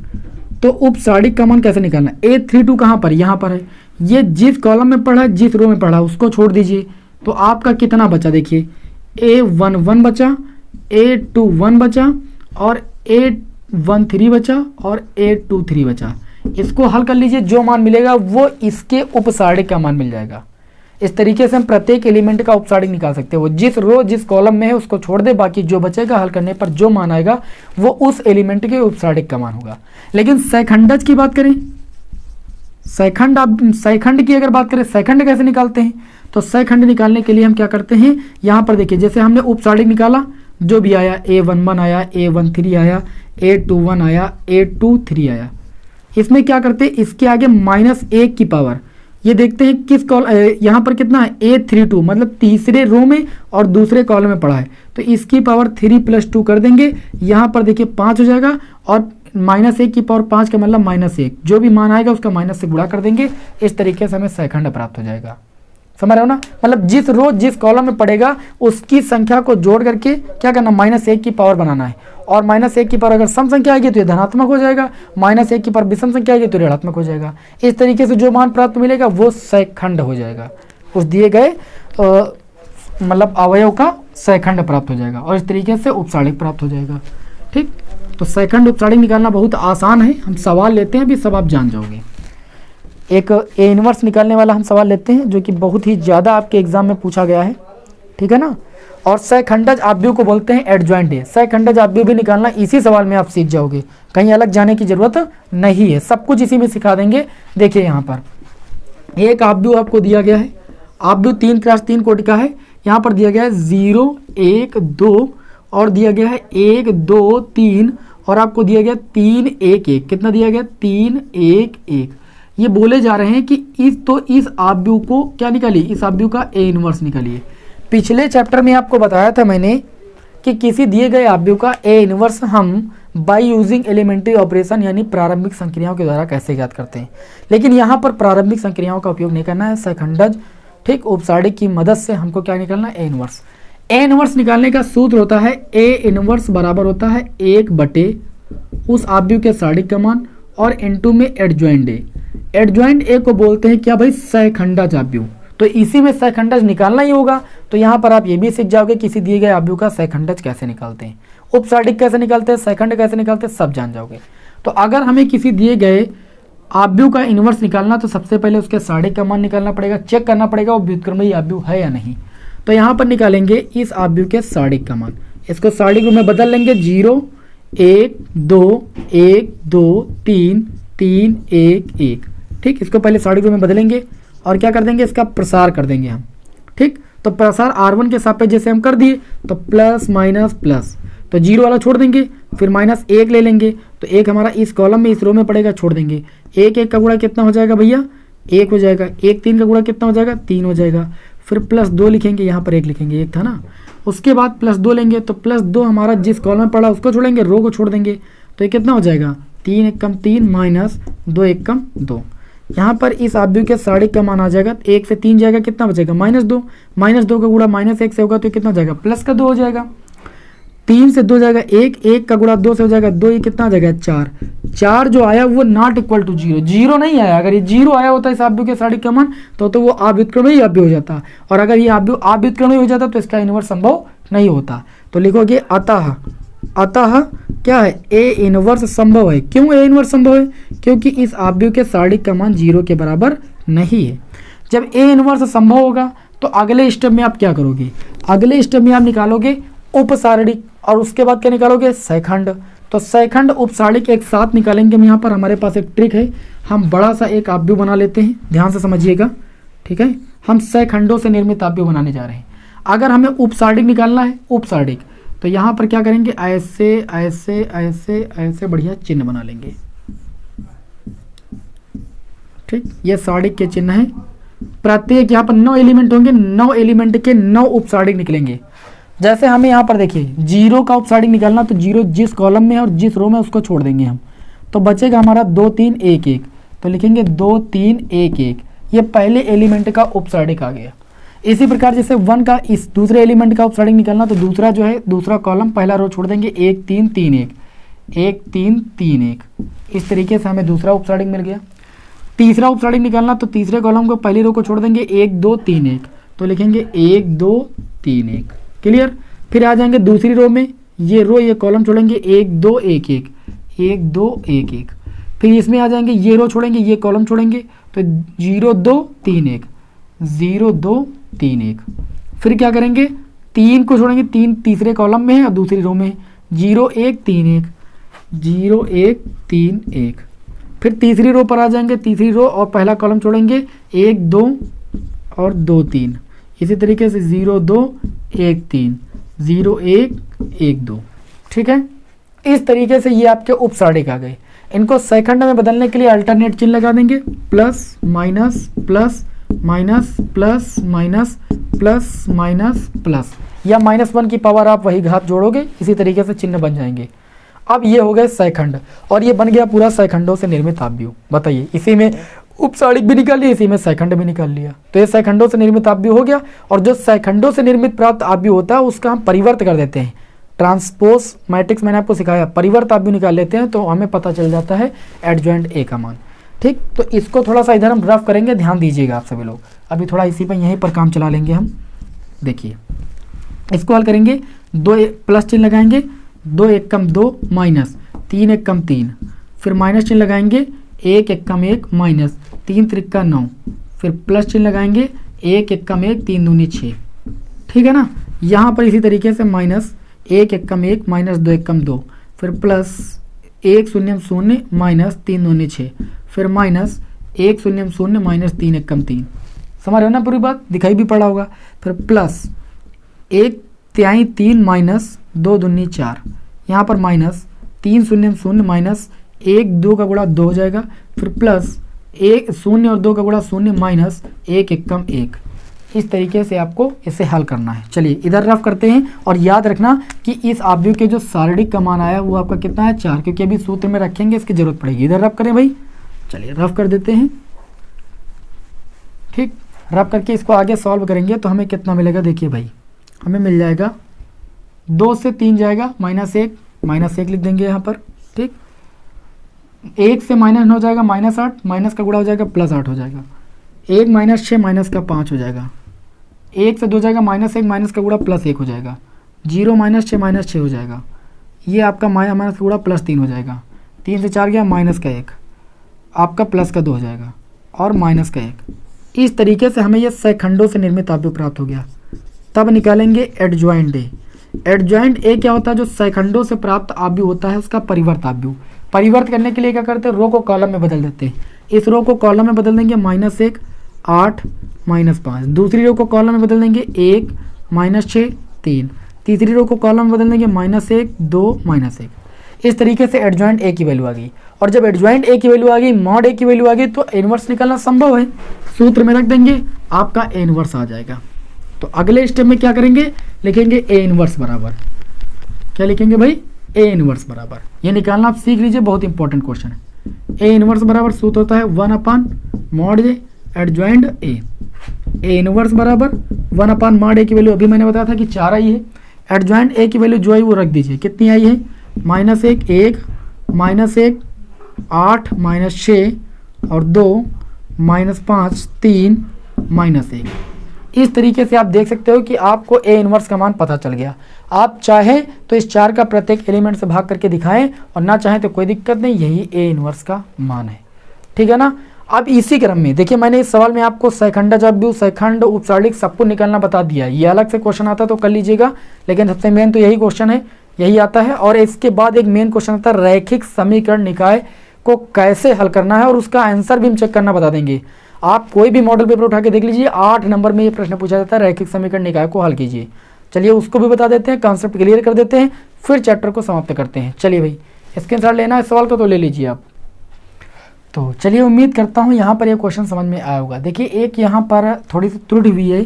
जैसे जब इस आव्यूह के शारीरिक का मान मैंने निकाला है तो मेरा 4 आया है, 4 नहीं आ रहा, -2 आ रहा है। हो सकता है मैंने कैलकुलेशन में गलती की हो।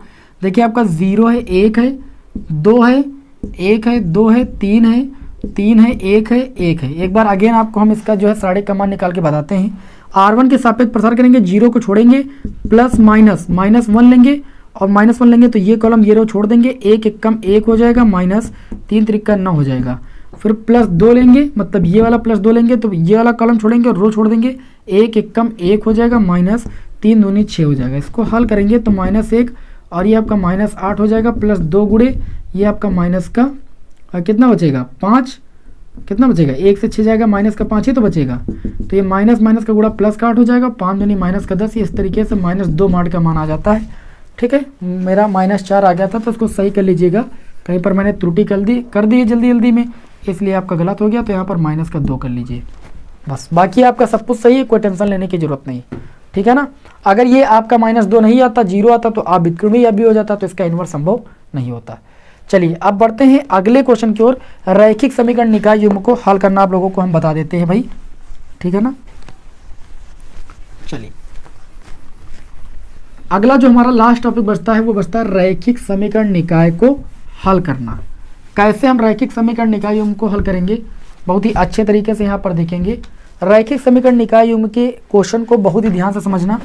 यहाँ पर आपको समीकरण दी जाएगी जैसे x minus Y plus 2z बराबर आपको दे दी गई 1 और दे दिया गया 2y minus 3z equal to आपको दे दिया गया 1 और दे दिया गया 3x minus 2y plus 4z बराबर आपको दे दिया गया 2। x का गुणांक इस समीकरण में नहीं तो मान लीजिए 0x है आपका, प्लस का 2y, ठीक है ना। सबसे पहले देखिए आपको करना क्या है, सबसे पहले आपको यहाँ पर आव्यूह बनाना है। इस समीकरण से आपको क्या करना है, आव्यूह बनाना है। कौन कौन से आव्यूह बनाना है, एक a आव्यूह बनेगा, तो यहाँ पर आप लिखोगे कि माना जो a आव्यूह है, जो a आव्यूह होता है वो इनके वेरिएबल के गुणांकों से निर्मित आव्यूह होता है। x का गुणांक यहाँ पर 1 है तो 1 लिखेंगे, y का गुणांक -1 तो -1 रखेंगे, z का गुणांक 2 है तो 2 रखेंगे, x का गुणांक 0 0 रखेंगे, y का गुणांक 2 है 2 रख देंगे, z का गुणांक -3 3 रख देंगे, x का गुणांक 3 3 रख देंगे, y का गुणांक -2, z का गुणांक 4। इस तरीके से हमको आव्यूह a का मान पता चल जाता है। आव्यूह b का मान कैसे पता चलता है, जो राइट हैंड साइड में उपस्थित एलिमेंट होते हैं 1 1 1 2, इस तरीके से आपको आव्यूह b का मान पता चल जाता है। आव्यूह x का मान कैसे पता चलता है, जितने वेरिएबल उपस्थित होते हैं, वेरिएबल x y z 3 उपस्थित है, इनको ऐसे स्तंभ आव्यूह के रूप में लिख लेंगे। इस तरीके से हमको एक x आव्यूह का मान पता चल जाता है। अब यहाँ पर आव्यूह के रूप में जो दिया गया समीकरण होता है वो ax बराबर b होता है, तो यहाँ से जब हम x का मान निकालेंगे तो हमारा आ जाएगा a इनवर्स b। क्या आ जाएगा, a इनवर्स b। मतलब अगर हमें x का x y z का मान निकालना तो पहले a इनवर्स का मान निकालना पड़ेगा और उसका b और b के साथ मल्टीप्लाई करके दिखाना पड़ेगा, तब तुलना करने पर x y z का मान आएगा। तो चलिए हम a इनवर्स निकालते हैं, तो लिखेंगे a इनवर्स के लिए, a इनवर्स के लिए सबसे पहले इस आव्यूह के सारणिक का मान निकालेंगे। तो सारणिक मान निकालने के लिए इसको सारणिक रूप में व्यक्त कर लेंगे, तो सारणिक का चिन्ह बनाएंगे 1 -1 2 0 2 -3, जैसा भी a इनवर्स निकालना मैंने बताया, 3 -2 4। क्या करते हैं, सबसे पहले किसी रो या कॉलम के सापेक्ष प्रसार कर देते हैं। मान लीजिए C1 के सापेक्ष हमने प्रसार कर दिया, तो C1 के सापेक्ष प्रसार करेंगे तो +1 लेंगे, 1 हमारा इस कॉलम में इस रो में पड़ रहा छोड़ देंगे, 4 दूनी 8 माइनस 3 दूनी 6, ठीक, माइनस आएगा, माइनस माइनस प्लस हो जाएगा, फिर माइनस लग जाएगा। उसके बाद 0 वाला छोड़ देंगे हम, फिर आ जाएंगे 3 पर 3, ये कॉलम और ये रो छूट जाएगा, एक कॉलम और रो छूट जाएगा जिसमें 3 पड़ रहा है, तो प्लस माइनस प्लस प्लस 3 ले लेंगे और ये बच जाएगा 3 एकम 3 माइनस माइनस का गुणा प्लस, माइनस 2 दूनी 4।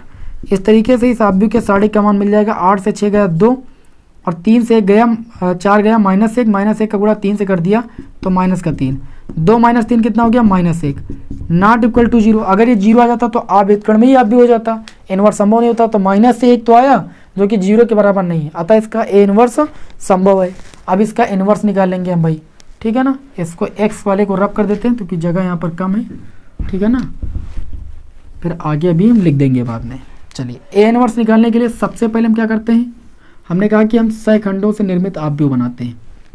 ऐसे पहले उपसारणिक बना लेते हैं, ये उपसारणिक होते हैं हमारे, प्रत्येक अवयव के उपसारणिक ऐसे लिखते हैं हम, और इनके आगे अल्टरनेट चिन्ह लगा देते हैं तो ये सहखंड बन जाते हैं, प्लस माइनस प्लस, ठीक, फिर प्लस माइनस प्लस, और ये सहखंडों से निर्मित आव्यूह मिल जाता है। यहाँ पर देखें तो हम क्या करेंगे, ऐसे देखिए ध्यान से, हम पहली रो पहले कॉलम को छोड़ेंगे, देखिए भाई, तो बच जाएगा हमारा 2 -3 और -2 और क्या बच जाएगा आपका 4 बच जाएगा। फिर दूसरी कॉलम और पहली रो को छोड़ेंगे 0 -3 3 और 4 बच जाएगा। फिर तीसरे कॉलम को और पहली रो को छोड़ेंगे 0 2 3 -2 0 2 3 -2, समझते रहिएगा, बहुत इंपॉर्टेंट क्वेश्चन है। फिर दूसरी रो पर आएंगे, ये 0 वाला छूटेगा हमारा, तो -1 2 2 -2 4, -1 2 -2 4 इतना बचेगा। फिर 2 पर आएंगे, ये कॉलम ये रो छूट जाएगी हमारी, 1 2 3 4 1 2 3 4। फिर 3 पर आ जाएंगे, ये इतना छूट जाएगा हमारा, 1 -1 3 -2 1 -1 3 -2। फिर -1 2 इसी तरीके से बच जाएगा, 2 -3 हो जाएगा, 1 2 0 -3 1 -1 और 0 2। अब आप इसी तरीके से निकाल लेना। ठीक, अब यहाँ पर क्या करेंगे देखिएगा ध्यान से, इसको हल करेंगे। प्लस 4 दूनी 8 और 3 दूनी माइनस का 6, माइनस का गुणा प्लस हो जाएगा, या माइनस का 6 हो जाएगा, क्योंकि माइनस सूत्र वाला माइनस का गुणा प्लस हो गया। फिर -4 शून्य -0 -3 त्रिका 9 माइनस का 9 माइनस सूत्र वाला प्लस का 9। फिर प्लस का चिन्ह लगाएंगे, 2 शून्य -0 माइनस 3 दूनी कितना हो जाएगा, 6 हो जाएगा। अब यहाँ पर देखिए माइनस आपका लगा, माइनस लगा देंगे, 4 1 का माइनस का 4 2 दूनी 4 माइनस का 4 माइनस सूत्र वाला प्लस का 4 हो जाएगा। ठीक है ना, 4 1 कम कितना हो जाएगा 4 -3 दूनी 6 और यहाँ पर माइनस लगा देंगे, 2 1 कम -2 माइनस 3 1 कम 3, ये प्लस का 3 हो जाएगा। यहाँ पर देखिए प्लस का चिन्ह लगा देंगे, माइनस का गुणा प्लस हो जाएगा, 3 1 कम 3 और 2 दूनी 4 और माइनस 3 1 कम माइनस का 3 और 0 और 2 का गुणा 0। फिर प्लस 2 1 कम 2 माइनस 0 और -1 का गुणा कितना हो जाएगा भाई, 0 हो जाएगा। इतना आप सभी लोग कर सकते हो। इसको हल करेंगे तो सैकंडों से निर्मित प्राप्त आप भी हमें मिल जाएगा। 8 से 6 जाएगा, 2 बच जाएगा, ये आपका माइनस का 9 बच जाएगा, ये आपका बच जाएगा -6, ये आपका 0 बच जाएगा -2 और ये आपका बच जाएगा 1 माइनस का 1, ये बच जाएगा -1, ये बच जाएगा प्लस का 3 और ये बच जाएगा 2। सैकंडों से निर्मित जब आप भी मिल जाता है तो सबसे पहले क्या निकालते हैं, एडजॉइंट ए निकालते हैं। तो अगले स्टेप में एडजॉइंट ए निकालेंगे। याद रखना कि सार्डिक का मान आया है, इसके सार्डिक आप भी के सार्डिक का मान आया -1, इसकी भी जरूरत पड़ेगी ए इनवर्स निकालने में। ठीक, स्क्रीनशॉट लेते रहिएगा। अब चलिए हम आगे बढ़ते हैं, इसको रफ कर देंगे हम। इसका यहाँ पर उत्तर भी चेक करना आपको हम बता देंगे, ठीक है, अलग जाने की कोई जरूरत नहीं। तो लिखेंगे एडजॉइंट ए बराबर, तो सैकंडों से निर्मित तो आप भी होता है, इसका परिवर्त कर देते हैं, रो को कॉलम में बदल देंगे, 2 -9 -6, ठीक, 0 -2 -1 -1 3 और 2। इस तरीके से हमें एडजॉइंट ए मिल गया। तब निकालेंगे क्या भाई, ए इनवर्स बराबर 1/mod ए और इनटू में एडजॉइंट ए होता है। तो ए इनवर्स बराबर 1/mod ए की अगर बात करें तो mod ए का मान अभी बताया -1 आया था। एडजॉइंट ए की बात करें 2 0 -1 -9 -2 3, ठीक, और उसके बाद बात करें तो माइनस का 6 माइनस का 1 2। -1 से जब सभी पदों में भाग करेंगे तो इस तरीके से जो माइनस का है वो प्लस का हो जाएगा, जो प्लस का है वो माइनस का हो जाएगा, ये प्लस का हो जाएगा, ये प्लस का हो जाएगा, ये प्लस का हो जाएगा, ये माइनस का हो जाएगा, और -6 तो ये प्लस का 6 हो जाएगा, ये प्लस का 1 हो जाएगा और ये माइनस का 2 हो जाएगा। इस तरीके से ए इनवर्स हम निकाल लेते हैं। फिर वही जो मैंने सूत्र बताया x = a इनवर्स b, चलिए वो कर लेते हैं। यहाँ पर स्क्रीनशॉट लेना तो ले लीजिए जल्दी से। चलिए भाई इसको रफ करते हैं यहाँ पर, है ना। सवाल बहुत ही बढ़िया है, एग्जाम में पूछा जाता है हर बार, ये आप प्रीवियस ईयर के पेपर उठा के देख लीजिए। अब यहाँ पर अभी मैंने आपको समीकरण बताई थी 9, यहाँ पर लिखेंगे 9। अब ठीक क्या करेंगे, अभी मैंने समीकरण बताई थी x = a inverse b। x का मान मैंने बताया कि x y z जो इसमें उपस्थित वेरिएबल होते हैं उससे निर्मित आप भी होता है। a इनवर्स की बात करें तो a इनवर्स आपका आ चुका है -2 0 1 और 9 2 -3 6 1 -2, ये a इनवर्स हो गया। b अब भी क्या होता है, जो राइट हैंड साइड में उपस्थित एलिमेंट हैं 1 1 2, इससे निर्मित आपका आव्यूह होता है। चलिए भाई मल्टीप्लाई करा लेंगे x y z। मल्टीप्लाई कराना आप सभी लोग जानते हो, ऐसे पड़ी लाइन फिर खड़ी लाइन, कल ही मैंने आप लोगों को आव्यूह की क्लास में अच्छे से एक्सप्लेन किया था। तो -2 का गुणा 1 से हो जाएगा -2 हो जाएगा, 0 का गुणा 1 से हो जाएगा तो 0 हो जाएगा, 1 का गुणा 2 से हो जाएगा तो ये 2 हो जाएगा। क्लियर। फिर इसी तरीके से दूसरी रो पर आ जाएंगे, 9 का गुणा 1 से हो जाएगा 9 1 कम 9, 2 का गुणा 1 से हो जाएगा 2 1 कम 2 और 3 दूनी माइनस का 6। फिर तीसरी रो का गुणा करेंगे इसी तरीके से 6 कम 6 1 1 कम 1 और 2 दूनी माइनस का 4। इस तरीके से यहाँ पर अब आप देख पा रहे हो कि जो दोनों आव्यूह आपको मिले, देखिए कैसे x y z = इसको हल करेंगे -2 प्लस का 2 ये 0 हो जाएगा, 9 2 11 11 से 6 जाएगा 5 बच जाएगा 6 एक 7, 7 से 4 जाएगा आपका, कितना बच जाएगा भाई, 3 बच जाएगा। तुलना करेंगे, हमने कहा था कि जब दो आव्यूह समान कोट के होते हैं तो उनके संगत अवयव बराबर होते हैं। x 0 के बराबर हो जाएगा, y 5 के बराबर हो जाएगा और z 3 के बराबर हो जाएगा। हमें इस तरीके से रैखिक समीकरण को हल करना होता है और x y z के मान निकालने होते हैं। अब आंसर सही है या गलत है इसको चेक करते हैं किसी समीकरण में रह करके। एक समीकरण ले लेते हैं x माइनस वाई और प्लस 2z, इसके LHS में x y z का मान रखते हैं और RHS के बराबर लाते हैं। x का मान 0 आया, y का मान -5 आया, माइनस लगा तो माइनस लगा दिया, y का मान 5 रख दिया, z का मान आया 3 या गुणे में 2, 3 दूनी कितना हो जाएगा 6। अब बताइए 6 से 5 जाएगा, 1 बचेगा और राइट हैंड साइड में 1 है, मतलब LHS में जब x y z का मान रखते हैं तो RHS के बराबर आता है। इसका मतलब ये हमारा जो आंसर है वो 100% सही है। इससे आप उत्तर की जांच भी कर सकते हैं। आज की क्लास में मैंने आप लोगों को सारणिक चैप्टर के जितने भी महत्वपूर्ण टाइप थे, जितने भी महत्वपूर्ण प्रश्न थे, मैंने सबको डिस्कस कर दिया है। इस प्रश्न को नहीं छोड़िएगा, 8 नंबर का आता है, मैं अभी बता दे रहा हूँ आपको। नेक्स्ट क्लास में आपको हम मिलेंगे सांतत्य एवं अवकलनीयता की मैराथन की क्लास के साथ। जय हिंद, वंदे मातरम।